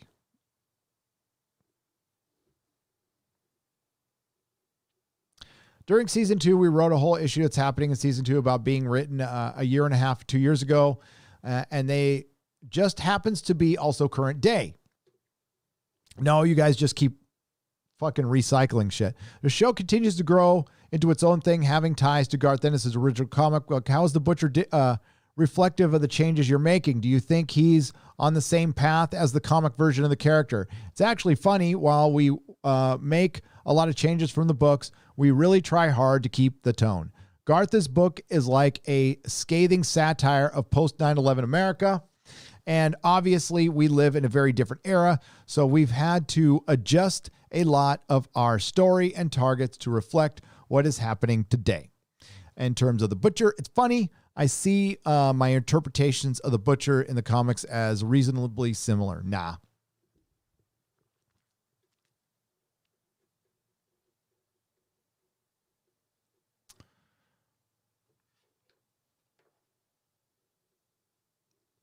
Yeah. I'm not going to, there's things I can't say that I'd love to say about Garth Ennis.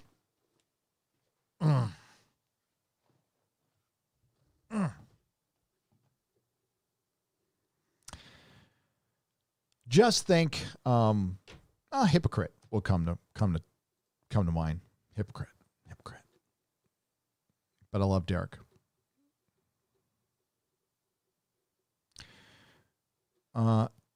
Yeah. All right, I'm going to read some super chats, and we're going to get to the dark shit. Okay? Sorry, but it's going to get dark. It's going to get dark. And I'll try to end it on a happy note. I probably should have thought about that, but I'll think of a happy note to round it up on. So, where did I leave off? Okay. I like my coof like I like my women.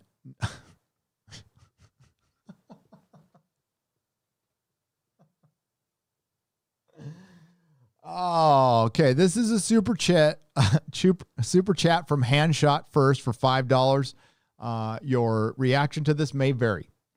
I like my coof like I like my women. 19 and easily spread. That is toxic. That is fucking toxic, dude. Akun 1876. Remember when you could tell jokes? My God, that would trigger so many people right now. Amazingly enough, I'm not. Thank you for joining the Jaloja level. I appreciate you. Hail, Gary. We too left the Bay Area for Missouri in late July. Never been happier. The exodus is real. Bye-bye, Newsom, says Sin G for $5. It is real. CalExit is a beautiful thing. We're going to continue it every damn day, and we're going to continue talking about it. So, yeah, I told that joke and we lost viewers. But it's fine. It's fine. Sorry, viewers. I laugh at that stuff. It's funny. We got to laugh, because if we don't laugh, especially after I read you this next story, if we don't laugh, nobody's going to laugh. There was a vote. By the way, congratulations on getting the hell out of this state. I wish I could be out of here now. There was a vote in Congress about establishing Jefferson, but it was scheduled for December 8th, 1941. Something big happened the day before to postpone it. I remember Flashy Vic. Oh, I wasn't there. I know I'm old, but I wasn't there. I read that. Yes. I think eventually it could happen. If that part of the state can, because it's really different.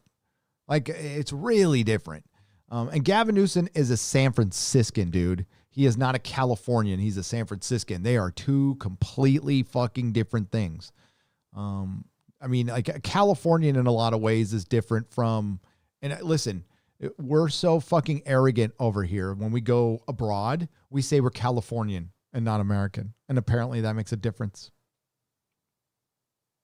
I'm an American. Gavin Newsom will never be president. He made national headlines for blaming the wildfires on global warming. Zelina SW, I mentioned that in my video. I mentioned how even the LA Times agreed with the Orange Man on his take on fires. And by the way, Zelina, he did it again in his last press conference. His whole last press conference, because the one I'm covering is his second to last one. His last one, he had his jacket on and he was in the forest and he fucking doubled down because he's a San Franciscan. He's not a Californian. Beginning of days for £5. Nerdrotic, you're the best. Got YouTube channel being Beginning of Days. Okay, it's called Beginning of Days. It's all one word. Dedicated to J.R.R. Tolkien. Ready to defend Numenorian lore against Amazon LOTR TV series. Good for you. Hail, brother. I will fucking subscribe to your channel. Bring on the Lord of the Rings lore. That's my happy place, man. That's before I go to bed at night, I listen to a little bit of Lord of the Rings on BBC lately, and it just levels me out right there. The BBC Lord of the Rings radio show was so good. I mean, it's kind of like Stairway to Heaven to me now. I watched a couple of your videos and you got my sub today, and here's a tenner. Keep doing what you do. Hail. Thank you. Oh, it's Dolores Ed. I recognize that mug. Fuck, he died. I just remembered he died. That sucks. Thank you for the $9.99. Hail. Oh, you know what I didn't do? I did not check. Not a blog today. Hang on.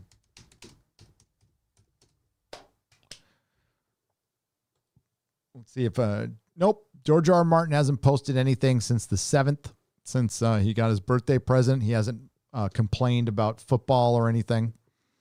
He complained about the president, though. Could you imagine what the president would say about George R. R. Martin? At least I finished my books. Gary equals Oracle Spider-Man confirmed. Finbar Hooley for $2. Yes. David H for $5. Rod Stewart is shipping his famous huge model train collection back to England. Cal isn't just losing the average citizen. Celebs are fleeing as well. Yes. Simon Cowell sold 3 of his 4 mansions. He is heading back. A bunch of celebs, this hasn't been reported, but a bunch of celebs are moving to New Zealand. Not just Greece. Yeah, they are really bugging out.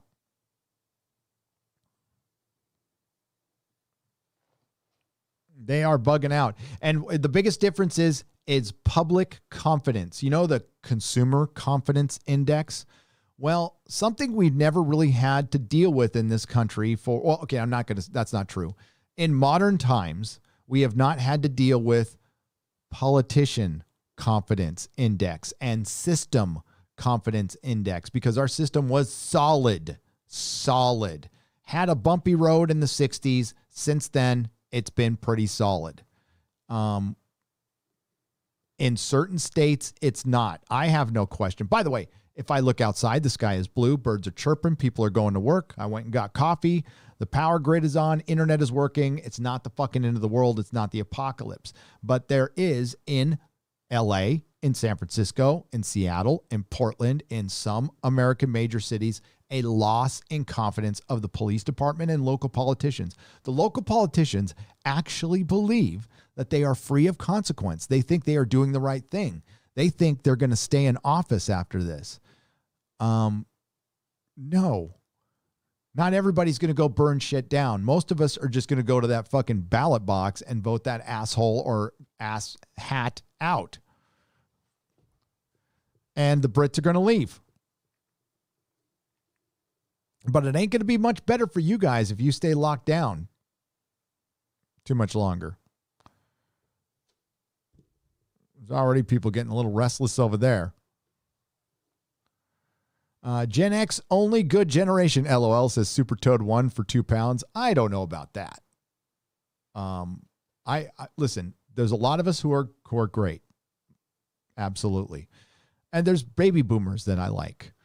But quite frankly, our generation has a lot to answer for right now. Because I'm seeing a lot of aging punk rockers running around and, well, they're either defending the system and telling you to follow the rules and put your mask on and be a good little subservient number and cog in the machine, which that's like the most unpunk rock thing you can possibly fucking do. And then they'll root on the rioting and looting, which is probably a little more consistent with the anarchy part of them or not. But that's only in the name of the system, to replace the system, the established system. And that's not, the system is not the dude in the White House. The system is the state of deep. It is the media. It is the system controls all information, controls all entertainment, and controls all our big cities. That's the system, the one that they're defending. Johnny Lydon went MAGA. That's more punk rock than anything else in this bizarro world that we're living in. And I remind you once again, Johnny Ramone was a Republican. So if you want to sit there and go, well, it wasn't Sex Pistols, it was the fucking Ramones first, which I'm not going to argue with. Well, Johnny Ramone was a Republican. Phoenix Tangent for $5. Gaming news, really? But Sony will be recording all of our conversations in voice chat once you agree to it on the PS4. To manage problematic gamers, maybe. That's why I don't know. My son plays the console stuff, but not much anymore. He is a PC gamer. My sons are PC gamers, and I will probably be a PC gamer if I game in the future. But I mean, yeah, that's weird. No, we're heading towards control. We need to fight it wherever we can. Remember when it was a conspiracy theory that they're going to put like some kind of microchip or something in you, and now they're talking about actually fucking doing that with the coof? I mean, at what point do you start like actually waking up to shit? Honestly. Like, if you didn't know the fix was in when Nancy Pelosi got busted with her mask on and then salons opened up in San Francisco, like right after that. I mean, if you're not like just fucking openly convinced that, oh shit, maybe the party I was supporting is full of crap and doesn't really care about me. This is a realization we all got to come to at some point in time. If I saw it from the other side, I'd be calling that out just as much. But this level of hypocrisy and what she did, she could have avoided. She could have got her hair done outside or privately in her home. No, she wanted to exert her power. That's exactly why she fucking did that. For her status, to get her little fucking rush of power. Nancy could have done this in her hotel room. They could have brought in a fucking blow. Somebody could blow you out in a hotel room, in a sink.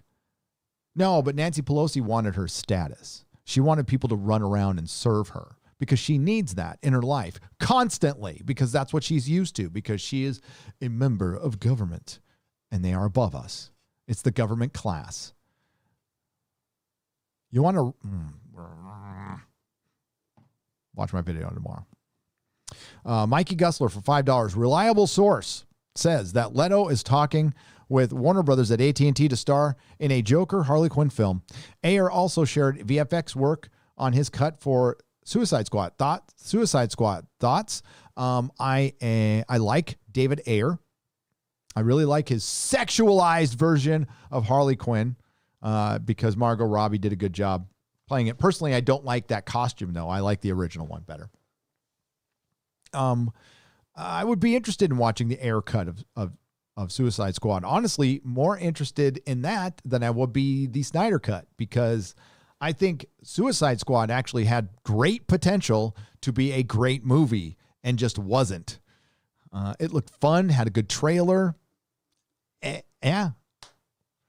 I really am a fan of his film Bright that was on YouTube. I mean, not YouTube, on Netflix. Fucking love Bright. A great movie. Unsung movie. I like that. I like it when they mix the genres like that. It's a ridiculous concept, and sometimes I like ridiculous concepts when you mix Training Day with Lord of the Rings. Yeah. I mean, it was way more Training Day and not as much Lord of the Rings, but they talked about a Dark Lord. But yeah, I'd be interested, Mikey. I would. Latino Slant, what's up? Polly, 9.99. Hail, Tio Gary, stream got cut by CBS for playing a trailer of The Stand. Yes, it will. It's become my most watched video since. Speaks to our thirst for entertainment and rage against the entertainment machines. Yeah, I'll be interested to watch The Stand. I'm guessing they're going to mix in a lot of real world shit and fuck it up. But I love the TV movie of The Stand that came out before. So we'll see. We'll see. And isn't Skarsgård playing Randall Flagg? He is. I dig him. I'm almost embarrassed to admit this, but I used to love the HBO show True Blood. That's right. I used to like it until its last season where it just fucking shit all over the fans. And now I hate the show. Notice Netflix is offering a lot of dubbed foreign features. Are they running out of content? Maybe. But did you know they got rid of their 30-day free trial in the United States? It's gone. It's gone. Signor Nessuno, thank you for the $10. Bobby Sharps for $5. G-Dog, we're not fighting a business or a government. It's a religion of wokeness that never ever changes ideas, moral relativism, and zealotry. Absolutely. Then that's what we're fighting. We are fighting fucking zealots. Maybe Hollywood should have elections and term limits. Dr. Till for $5. I absolutely agree with that. You know what? We'll be their motherfucking term limits because we are the customer and we decide what we like. And we have rejected you, Hollywood. So good luck trying to rebuild your town with a third to a half of your fan base pissed at you. And you know what? You're going to think you're not pissed, and then you're going to see Patton Oswalt.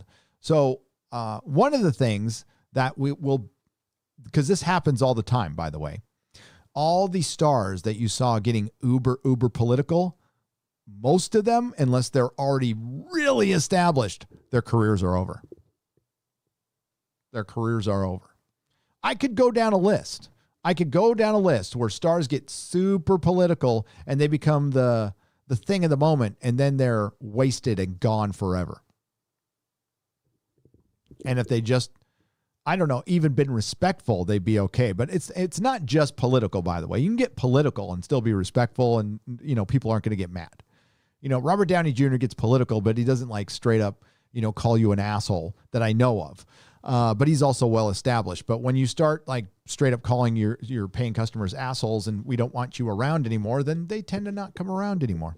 Gruesome Newsom destroys California theme parks. Also, have you seen any Magical Girl Friendship Squad clips?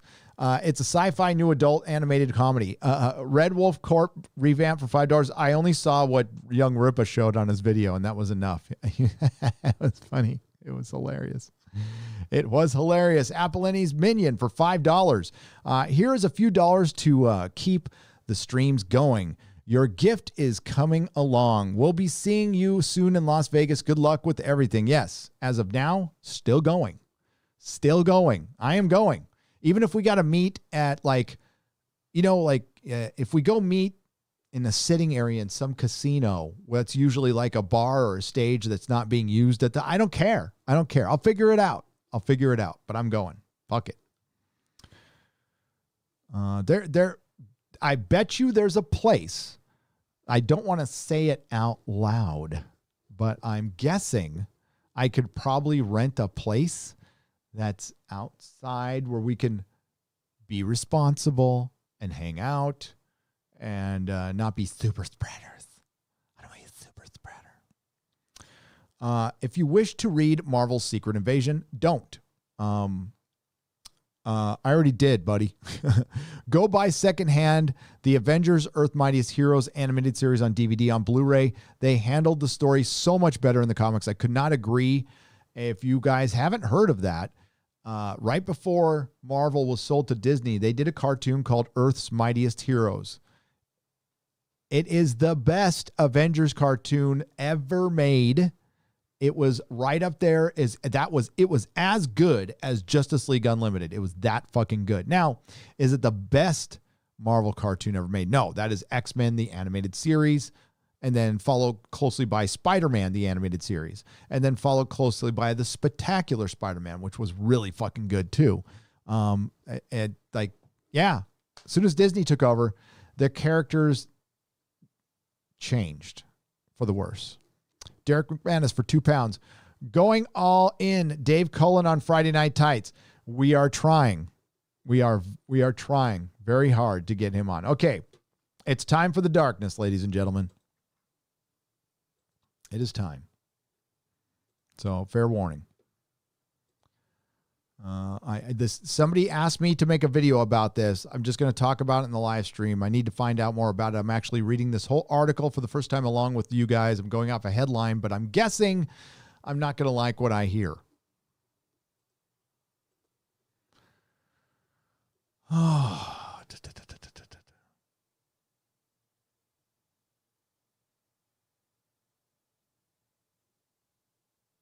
Where did it go now?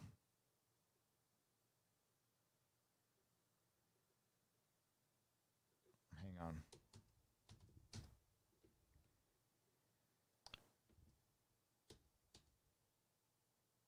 There we go.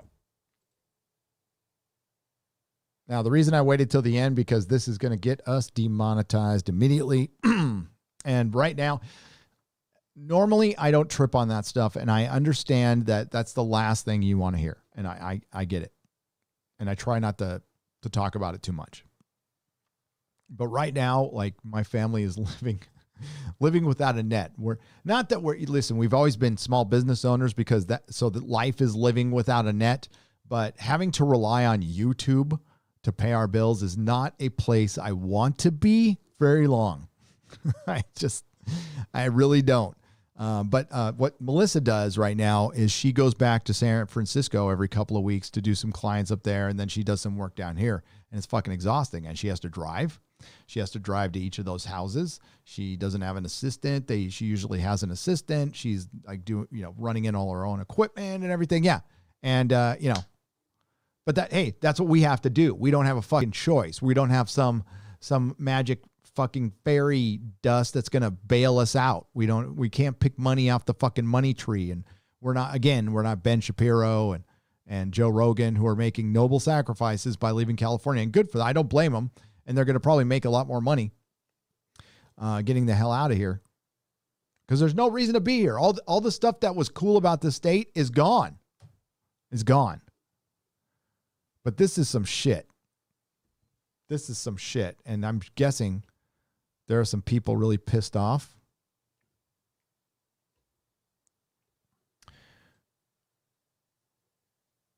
In the UK right now. All right. Now you're thinking, who's Jimmy Savile? Jimmy Savile is, he's fucking Hitler. He's Hitler. He's that bad of a dude. One of the worst of the fucking worst. Scumbag of the planet. The only sorry thing is that it took so long for him to die. And I don't like to wish death on people, but this guy abused and hurt a lot of kids permanently for the rest of their lives. You cannot measure how much damage he and everyone at the BBC who fucking let it happen did. And a lot of people are running around to this very day free as a fucking bird, who should be in jail for helping this dude out. I don't know all the details. I've watched documentaries. It's fucking dark. It's hard to watch. Johnny Rotten tried to fucking tell us. By the way, I fucking love Johnny Lydon. Now that's a dude I would have on a show. I would love to talk to him. Fucking love to talk to Johnny Rotten. He'd probably hate it though. He'd probably hate me, hate it, and that's what I love about him.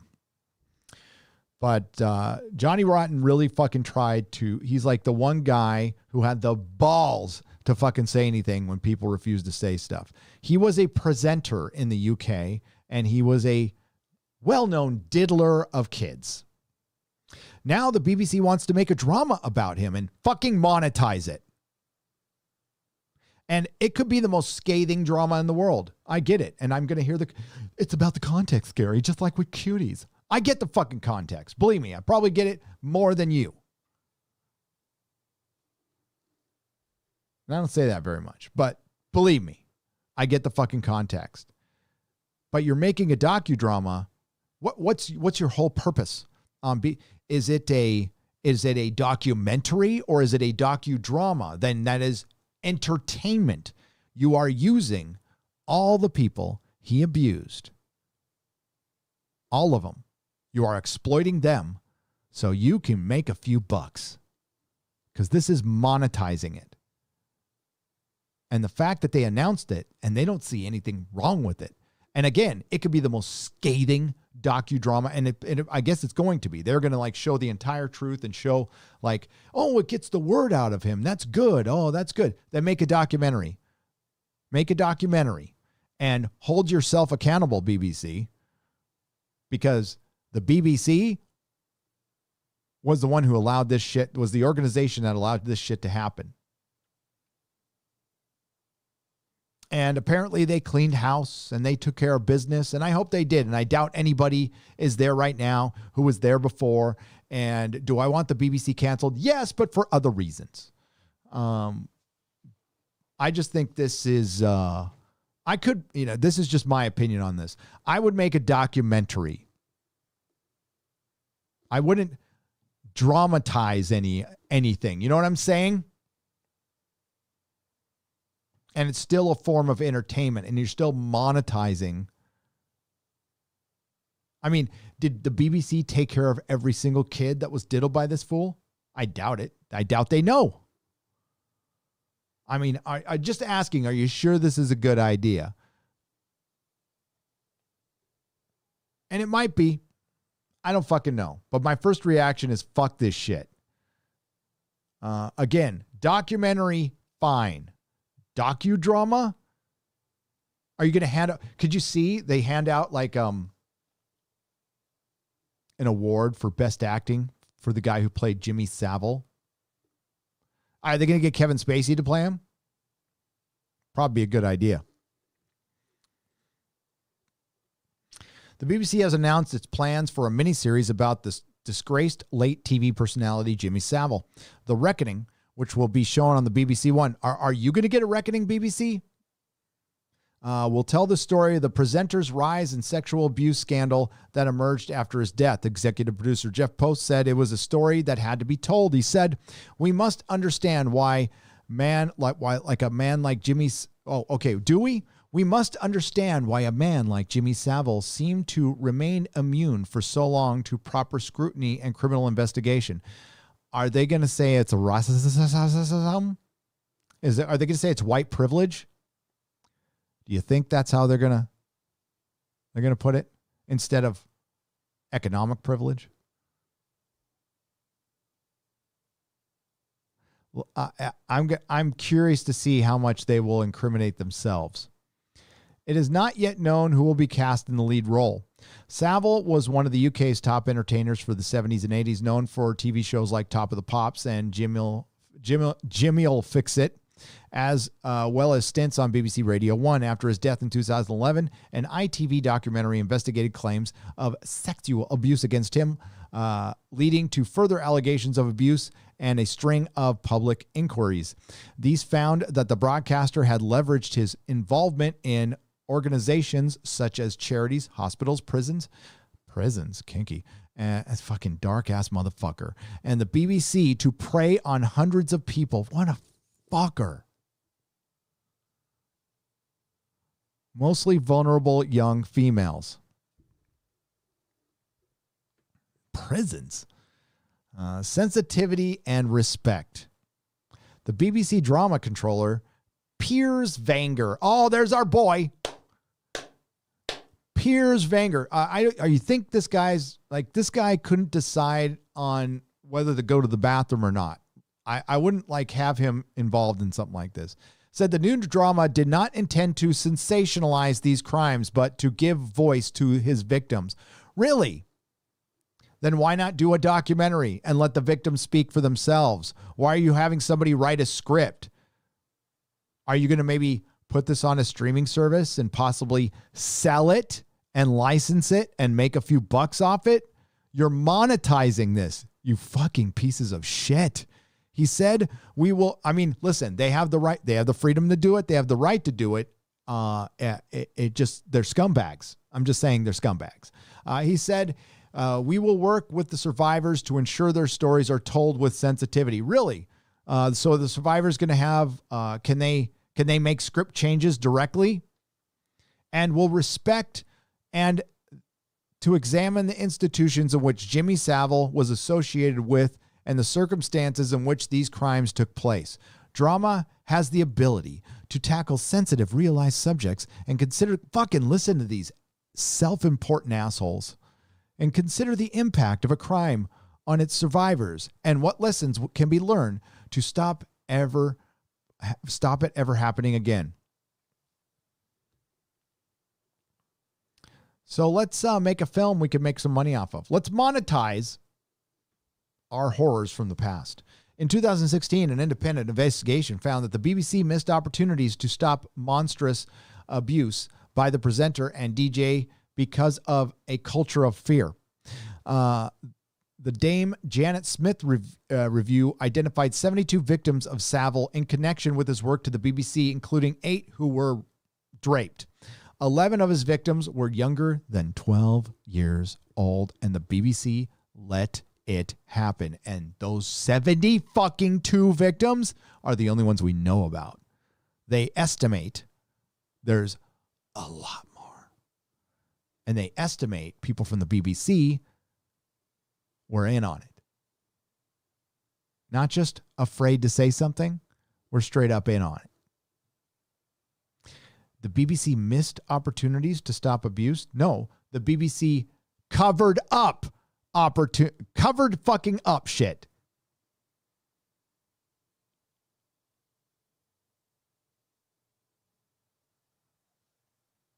The BBC was also criticized for dropping a Newsnight investigation into the sexual abuse claims, which was then picked up by ITV. The BBC's former Director General George Entwistle later admitted to MPs this had been the wrong decision. Oh, you fucking think so? The Reckoning will be written by Neil McKay, who is also behind Appropriate Adult, the BAFTA-winning drama about a serial killer, Fred West. Oh, I wonder if this is going to win a BAFTA. Can you see Neil McKay? I'd like to thank all the 72 victims of Jimmy Savile's crime for allowing me the opportunity to write a script that I can win an award for. Thank you for your sacrifice. He and Pope also worked on Moorside about the disappearance of Shannon Matthews and the forthcoming 4 lives on the murders of the murder of 4 young gay men by Stephen Port. Listen, I know they dramatize shit like this all the time. I understand it. I do. I know they did a John Wayne Gacy doc, and I know. I just, when it comes to the kid shit, I have a line personally. I do. I didn't watch the John Wayne Gacy shit either. But this guy, I think the most despicable thing about this is it's the BBC. If another organization was doing a documentary or a docudrama, I may feel differently if they work with the victims and stuff, but this is being done by the BBC. You want to know why the BBC is doing it? So they can control the information. So they look like they just made a mistake or some racism by their former, the head of content. We made some mistakes. We were dumb, not complicit. I mean, that's just a guess, but I'm guessing the BBC is not going to, criminalize themselves in their own documentary. I don't think I'm going out on a fucking limb by saying that. Defund the BBC. Fuck these fuckers.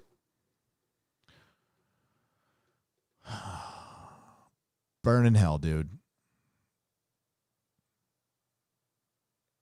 I can't even look at that fucker. Sorry.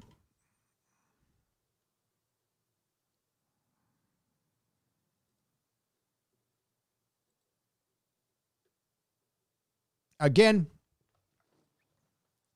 I get upset. Like, again, there's just not many lines I cross. And as far as and I think I said my piece there. It's the BBC making this a drama I have a serious fucking problem with. And so do a lot of the people on Twitter. Thank you for bringing it to my attention, Lady Gravemaster.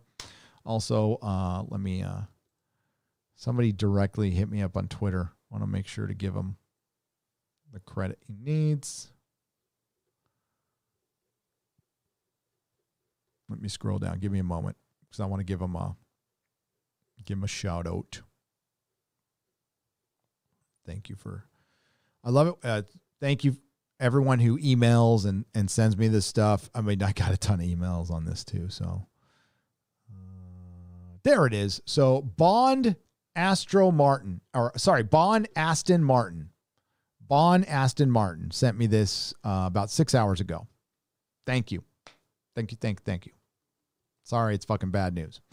So I got to wrap things up. We're at a little over 2 hours, folks. I'm gonna read a couple super chats and give you a little bit of Doctor Who news, and then we out of here. Game over. Sky 7. Oh boy, that's supposed to say something. Game over.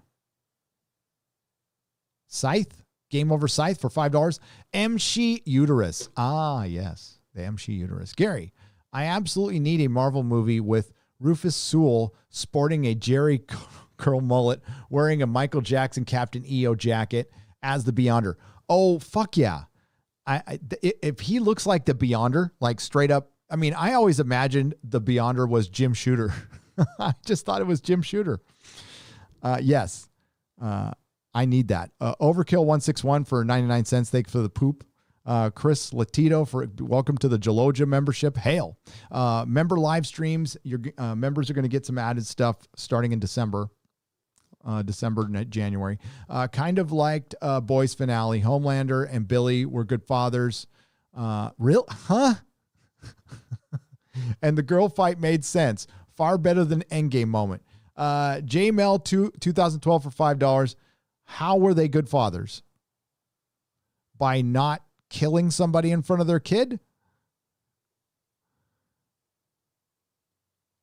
They abandoned the kid. They gave him to the state. So is that a good father now by handing off the kid?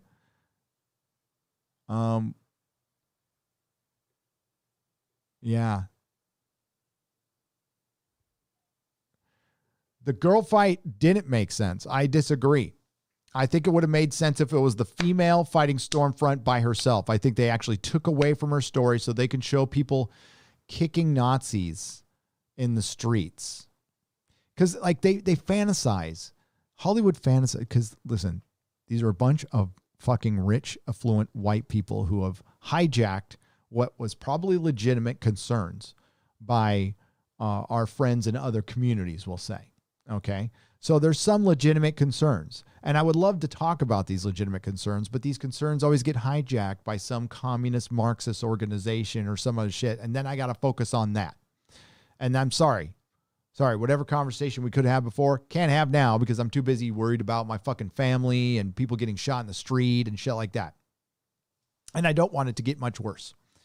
And unfortunately, they're going to keep acting up, and then the federal government is going to have to stamp down on them at some point. It can't be allowed to go on, or it will just go on forever. Now, it is clear that in California, they would allow it to go on forever. They would allow it to go. Gavin Newsom made no effort to stop this shit. And I love how nobody's talking about the rioting and looting anymore. They're like, oh, people are leaving because of the fires. Nobody gives a fuck about fires in California except, listen, sorry for the people whose homes have burned down, but like shit burns here every summer. Every summer shit burns here. And it wouldn't have burned as bad if fucking Gavin Newsom did the work he was supposed to do on the forest. But shit burns here. But these affluent assholes in Hollywood feel guilty. They do. Eric Kripke, you got to be neurotic enough to want to make pretend for a living. And then you get obscene amounts of money. And then you got to work out in your life when you get to travel and you see people digging a hole for water or pissing in the fucking streets or eating out of a dumpster, like how you're living so large for essentially, as far as like humanity goes in the big picture, doing something that's meaningless, especially when you write The Boys. So you try to make it mean something. You got to work it out. So I've got to make this mean, and it does. If you simply entertain people and make them laugh and make them come together and stuff, that is really meaningful shit. It really is. And I think maybe it's a little on us for not telling them that enough, but it is meaningful shit. Although we do. But no, they got to find some importance and relevance, and they turn it into a platform. So they feel like, so they actually can rationalize it in the head when they get in that writer's room and make obscene amounts of money while people are fucking starving for making pretend. They feel like they're actually making the world a better place. Watch the first season of Silicon Valley. The first season of Silicon Valley, it's a scathing fucking satire and parody of Silicon Valley. And apparently it is fucking accurate as fuck. As far as I know, it is. But you can relate that to Hollywood too. And the whole theme of season 1 is making the world a better place through an app that finds your parking for you or finds a hooker for you or something. I mean, it's that kind of bullshit that we're dealing with. Eric Kripke, listen, he's at the top of his game. He's a successful guy and he thinks he's fucking right. And he's not. He's not. I mean, like, is there anything more hypocritical than a rich guy who thinks he's a man of the people, but he's actually all about the system? He's all about the system and thinks he's a rebel, but he works for the $1 trillion company. The $1 trillion company. And he talks about bringing down the system again when he is the system. Finbar Hooley for $5. In the meme video, Mouth of Smiler by Plagued Creations, you were in a booth that looked like your office. Oh, yeah. Yes, I was. Oh, do we have to update it now? I remember. Yeah, I got on a EFAP, this poster. I think I still have it. Hang on. It's fucking awesome. They have me as a dwarf, though, which I'm fine with. I'm totally fine with that. Do I have it here?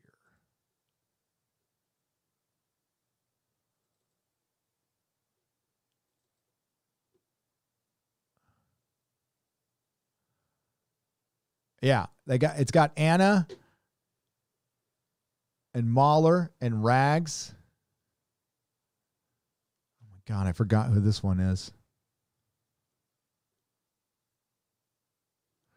Hang on.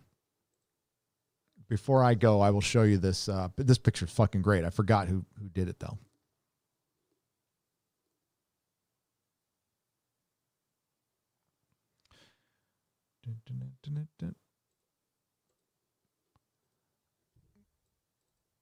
Oh, one of these days, I'm going to be able, like, we can have a properly produced show where, like, they're getting me the articles and I don't have to pull it up. It'd be awesome.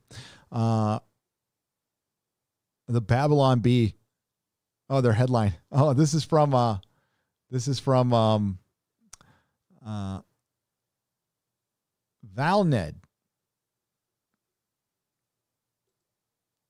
the Babylon Bee.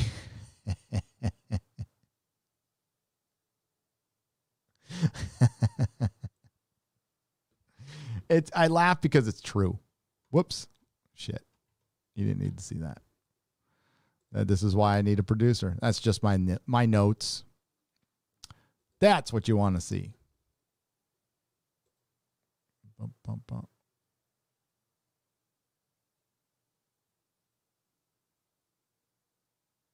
Who? Sorry, I shouldn't be reading news while I'm in. Here we go. This is good. Amazon's new Lord of the Rings series to include bisexual transgender elf in a wheelchair. Seattle, Washington. According to a new announcement from showrunners, Amazon's new Lord of the Rings television series will include its first disabled bisexual transgender elf character.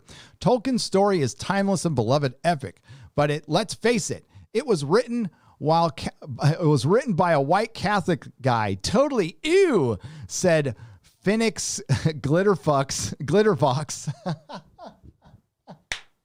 Phoenix Glitterfox. With any beloved culture juggernaut like this, it's important that we hollow it out by its insides until it's just a shell before filling it in with postmodernism, political messages of our choosing. Oh, do you think they watched my video? In order to make Tolkien's masterwork more accessible to modern audiences, Amazon's new show will feature a healthy dose of nihilism, nudity, and themes reflecting the latest woke politics. It's time to have an honest conversation about the more problematic aspects of Tolkien's work, said Glittervox. Honestly, it's trash. We only hitched our wagon to it because it's a lucrative intellectual property we can cram our political messages into. Bless fucking the Babylon Bee. Everybody go to the Babylon Bee and just support them because they're the only fucking sane thing left on this planet. It's time to have an honest conversation about the more problematic aspects of Tolkien's work, says Glittervox. Honestly, it's trash. Oh, I already read that one.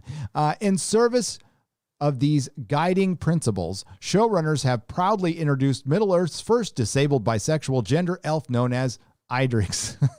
Idrix is a fascinating character. We will follow her as she navigates the rigid political structures of Middle-earth while facing discrimination, racism, and ableism. To our knowledge, there aren't any shows out that explore the important themes like this. Yes, like, is it ADA or ADL? Like, are castles ADL compliant? Is she gonna go to Rivendell and fight for wheelchair ramps? Because we need that. We asked for comment. Amazon CEO Bezos confirmed he doesn't care about what showrunners do with the thing as long as it makes money. Also, make sure it has lots of nudity and killing in it because that's like Game of Thrones. Fans around the world are praying for Jesus to come back before the show is released. Yes! Yes. Fucking God. Freaking. All right. Thank you. The further left you go, the more right you end up, says Ray Young, 74 for £5. Yeah, it's like, this goes, like I said, this goes beyond, this goes way fucking beyond partisan politics. This is actual consequences. This is real lives. Like, Melissa wasn't this political animal. You know, she pays attention. She knows what's going on in the world, but she's probably like most people. I'm too busy fucking working. And unless something affects my life directly, I'm not too worried about it. But now we all have to be worried about it. Right. And I was kind of the same way too. Listen, well, I always tried to be understanding, have a sympathetic ear, be into unity, but we can't be there right now because one side will not listen. They simply, like, the Democratic Party is only about being against Trump. That's all they're about. They're not about anything else. And it's clear. They can't even denounce Antifa and rioting and looting. And that should be enough. If they can't denounce it now, do you actually think that shit's going to turn off when somebody becomes president? It's not. Don't be that naive. Don't. We all have to do more work. We're all going to have to fight for our freedom. We're all going to have to fight against this shit because nobody else is going to come and save us. There isn't going to, not even the president. The president can't swing in and turn all this shit off. We're taking on a system right now, a system that has used a situation to their advantage. I'm not saying this situation doesn't exist. I'm not saying people haven't died. Of course they have. And it's tragic and it sucks. And you know what? There's a lot of blame to go around for that, especially, you know, when we were accused of killing grandma. If we wanted to go back to work and a bunch of politicians killed grandma, you know, it's like, what the fuck? And grandpa. And they're covering it up. And this isn't just bullshit, by the way. I mean, like, they get caught and nobody's talking about it. This should be the biggest scandal. There's a lot of things that should be the biggest scandal and the biggest story in the world, and they're not right now. Right now, we're too concerned if the first lady is telling the truth about Legos or some stupid shit like that.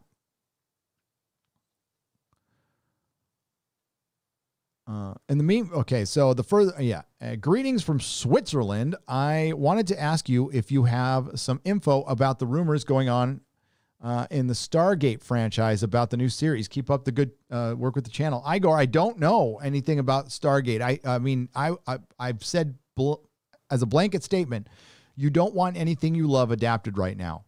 Fight against it as much as you can. If you love that thing, you don't want to see it. Go back and watch your older episodes and pray to whatever deity you pray to that your thing doesn't get made within the next 2 to 3 years. Thank you, Igor, though. And people love Stargate. Like, they fucking love Stargate. And that is, I love that. One Punch Bud for £5. 2 seasons of The Boys, and they managed to kill one superhero. Worst special team ever. Love your show, Gary. That's a good point. One Punch Bud. They've killed a lot more in fucking they killed more accidentally. One Punch Bud than they did here. Martell World for $5. Hey, Gary. Another great live stream. Been watching your videos for a while. Just became a new member recently. Keep up with the great content. Thank you, Martell World. I appreciate it. 2,000 likes we hit. Hell yeah.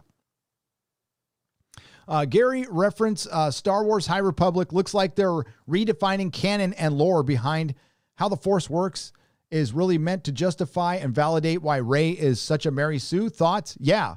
Bama Grad, I didn't get around to it. I have the article. We'll discuss it Friday. We're going to save that one for Friday, probably. Yeah. So much for, listen, I don't mean, like, they're not erasing the Disney trilogy. Like I said, if they were going to do that, you would already see them moving to try to back away from it and distance themselves. No, they are still producing content to justify Rey's existence. It's only going to get worse. This is fucking Disney. And this is Kathleen Kennedy, and as long as she's there, nothing is going to change.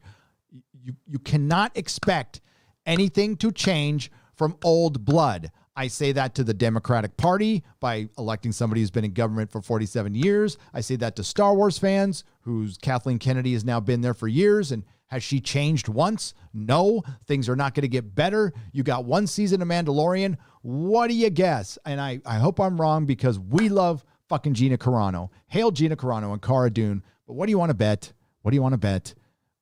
Mandalorian season 2 goes down the same route as The Boys. I hope not, but it is. And we got Alex Kurtzman at Star Trek, and like, oh, maybe Star Trek Discovery season 3 will be different. No, it's not going to be different. It's not going to be different. This guy's not talented. New blood. That's the only way you're going to get newness, is with new blood, new ideas that work. And you know what? I just heard my governor in a press conference say things were working before the COOF came along. Things were really fucking good. They were really good until the Chinese COOF came around. And the Communist Party, sorry, not the whole country or anything, just a specific party. It's not the fault of the people. Just to make Mama Susan happy. But yeah, they're trying to justify she's a Mary Sue, and you're not going to get any new fucking ideas until you get new people. Gary, did you hear about Yelp's new policy? Oh, I did. They're flagging businesses for being IST simply based on the accusation and put a warning on their page. Fuck Yelp. If I was a business, I would back out, and that's going to backfire in their face. That could get a business burned down, by the way. And I think you could. I don't know if Yelp would be free of a lawsuit on that.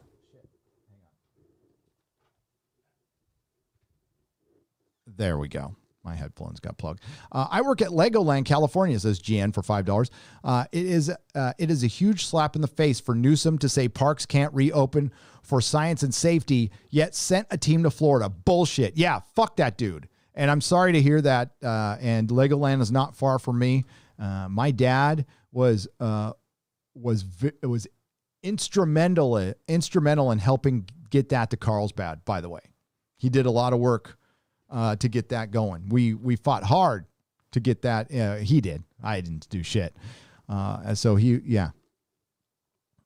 Mellis Williams for 99 cents. Thanks for the popcorn. Jake D, thanks for the phallic unicorn for $1.49. My dad was a tax preparer. He was a CPA.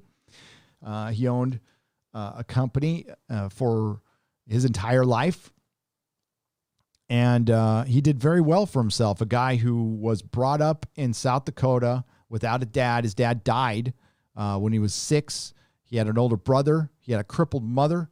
They owned a farm, and he worked on that farm until he turned 18, joined the Navy with his brother. They were dirt fucking poor. They lived in a house with no fucking bathroom or power. This is my father. This is one generation away. He was born towards the end of the Depression.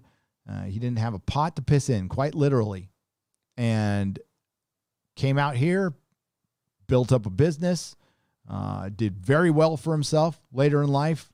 And that's only in this system can you do something like that. I mean, there's just, you don't even know. As bad as people say they have it now, they have no fucking idea what bad was when you're in the middle of winter in South Dakota and you have a fucking stove to keep you warm. And you're 8 and you got to work on a farm. And basically that was back in the day that if you were a kid and you couldn't do something around the house to help be at work, you're just a useless mouth to feed. Remember, it's only the last, few decades where we have this established system where people were well off, and we aren't that far from real strife.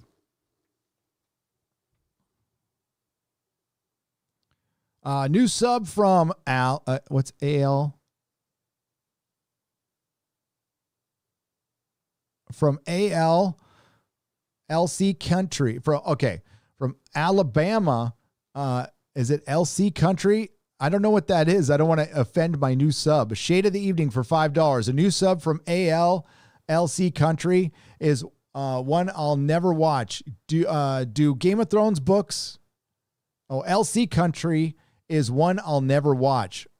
Or love LC Country. See, I get killed on these abbreviations. New sub from Alabama, probably. Love LC Country is one I'll never watch. Do Game of Thrones books and TV on my channel. 1984 is next.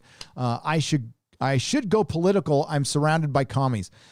I don't know how political. I don't care who you vote for. I never care who you vote for. I don't. But this is my personal story. This is something I as far as the election fucking shit, it's I wouldn't normally get into that, but my family's life was turned on its fucking side along with many others.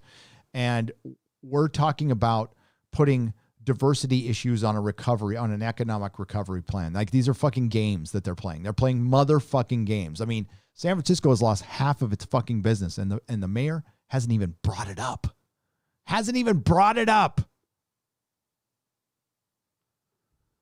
Gavin Newsom did not bring up one fucking small business. He didn't even refer to small business. He just said, we'll bounce back because we're awesome. You know what he said? He said to the people leaving California, we have more Nobel laureates than any other state. It's because we have more people, dipshit.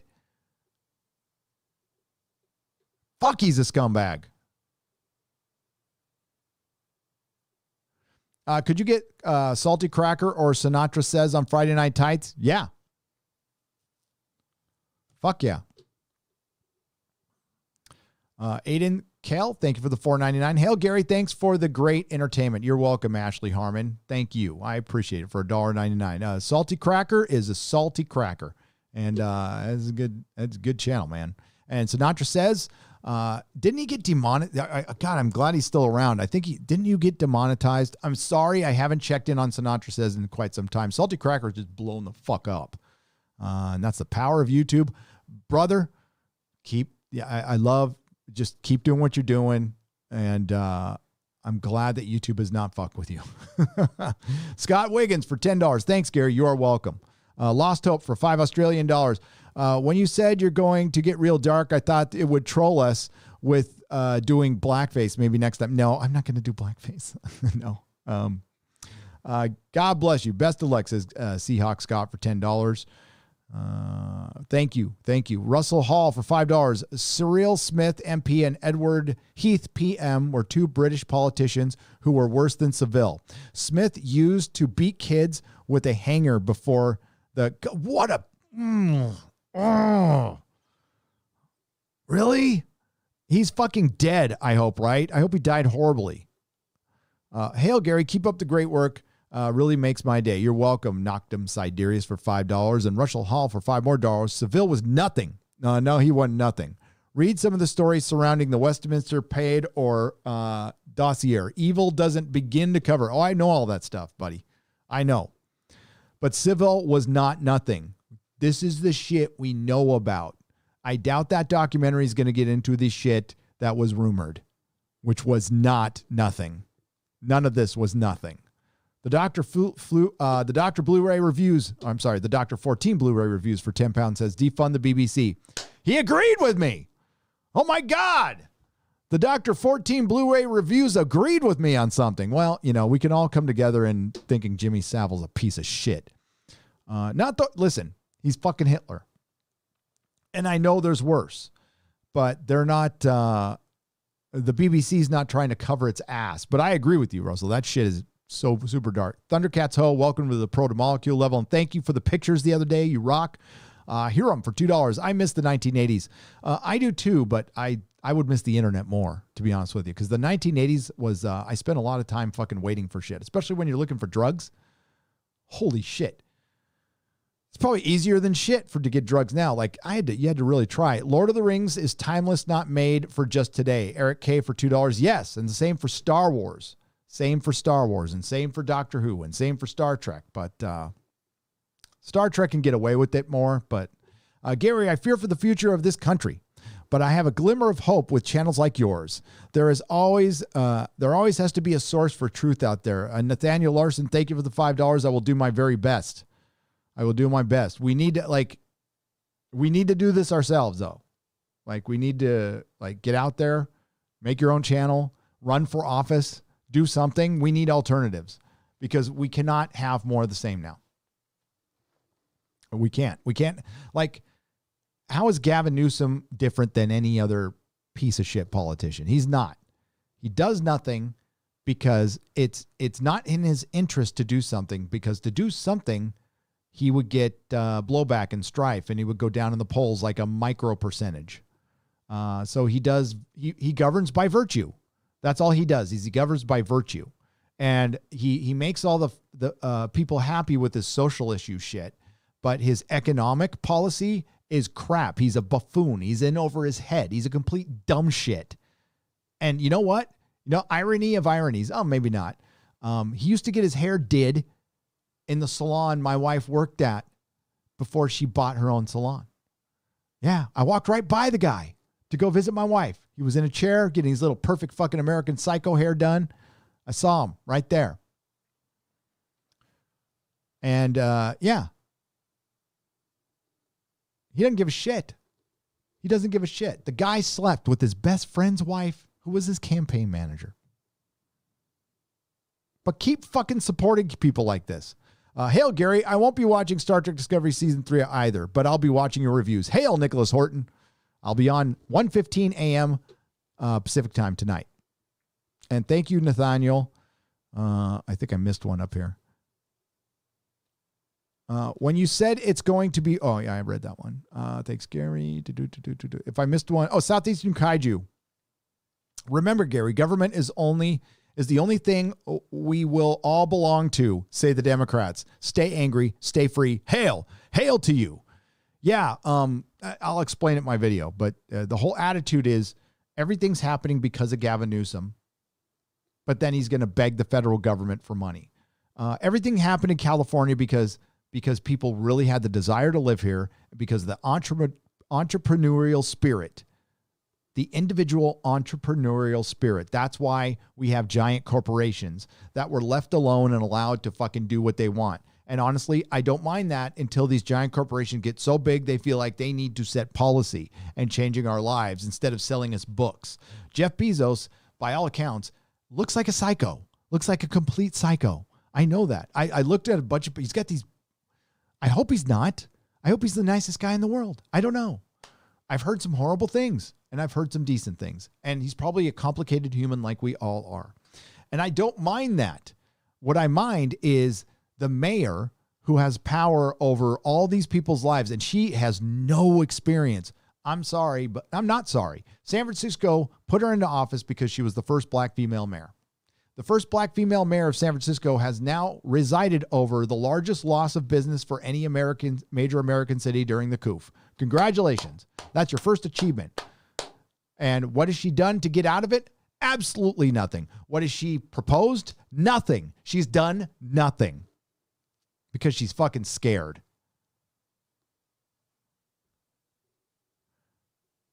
Tell Jeremy to quit Twitter. Sky, I think he did. Russ Davey for 20 Norwegian I almost said quitter. Krona. Did they let him back on? Go off, Gary. I'm at the end of my wits. With the cuff. Yes. I will go off. Thank you for the $5. And Johnny Rotten was tired of being loved. Being hated is his fuel, says Andre Fernandez for 50. He's not. He's more loved than ever. Funny how celebrities said that they would leave if Trump won in 2016, and now they're leaving California because of leftist politics. Yeah, but Tommy Lee said he's going to leave. Not Tommy Lee Jones, the drummer for Motley Crue, said he's going to leave if we vote in the Orange Man. So he's not going to sexually abuse any women in America anymore. That's good. Get the fuck out. Piece of shit. Please do more Nooners. You're more fun than anyone in late night since Letterman on NBC. Love your acerbic rants. Thank you. Oh my God. Zatharis. Thank you very much for the £5. To make up for the viewers I cost you. Oh, dude, it's okay. It's totally okay. I cost him. You didn't. I'm sorry. Hansha, first, I love you, man. Thanks for the joke. I thought it was funny. Thank you for your recommending Zvi Lebetkin. I am a Jew and I appreciate his perspectives. The historian for $5. I love Zvi. And we love all our Hebrew friends. Did my boy love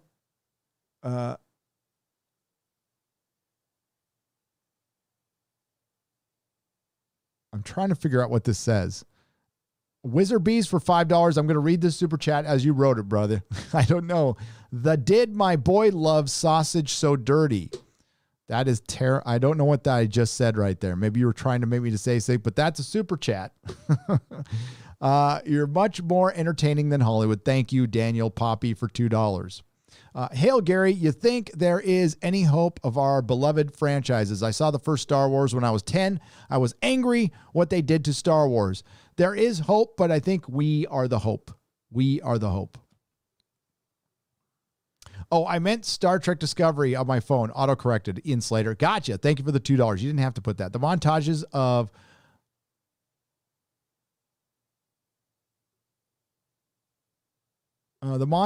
of America's safe again, then shooting the clerk in straight propaganda against us. But exactly what the liberal media does to Trump, says Larry Tinsley. They flip the shit on him all the time. And I'm not saying don't be critical of the guy. I'm just saying be even-handed, but they're not. And they're hiding stories, and they're not talking about stories that are stories. And when I see my friends get so partisan that, like, when somebody gets murdered, dude, that's horrifying. Like, this shit's happening way too much, and people are getting very blasé about a guy got executed and a fucking news channel is involved. You notice nobody's going to that news channel to burn that shit down yet.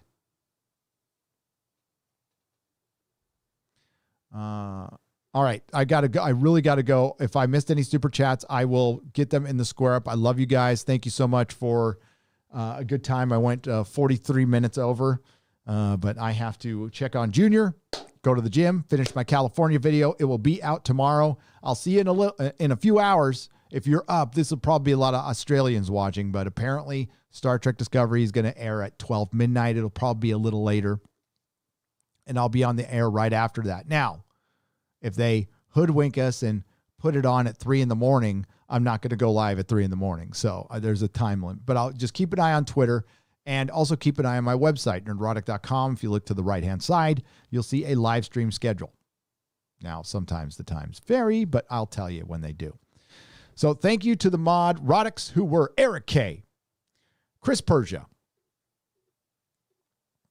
and Lady Gravemaster produced this episode. She collated all the stories, got them to me, did a good job. Then we have, we just had Eric K. and Chris Persia, the Canadian Wrench. You guys are fucking awesome. And if there was somebody else there, I give you credit as well. And thank you to the chat. Thank you, everyone who subscribed. Thank you to anybody who just watched and took the time and participated. I appreciate you. I appreciate all the super chats. You are literally keeping the lights on right now. So thank you all.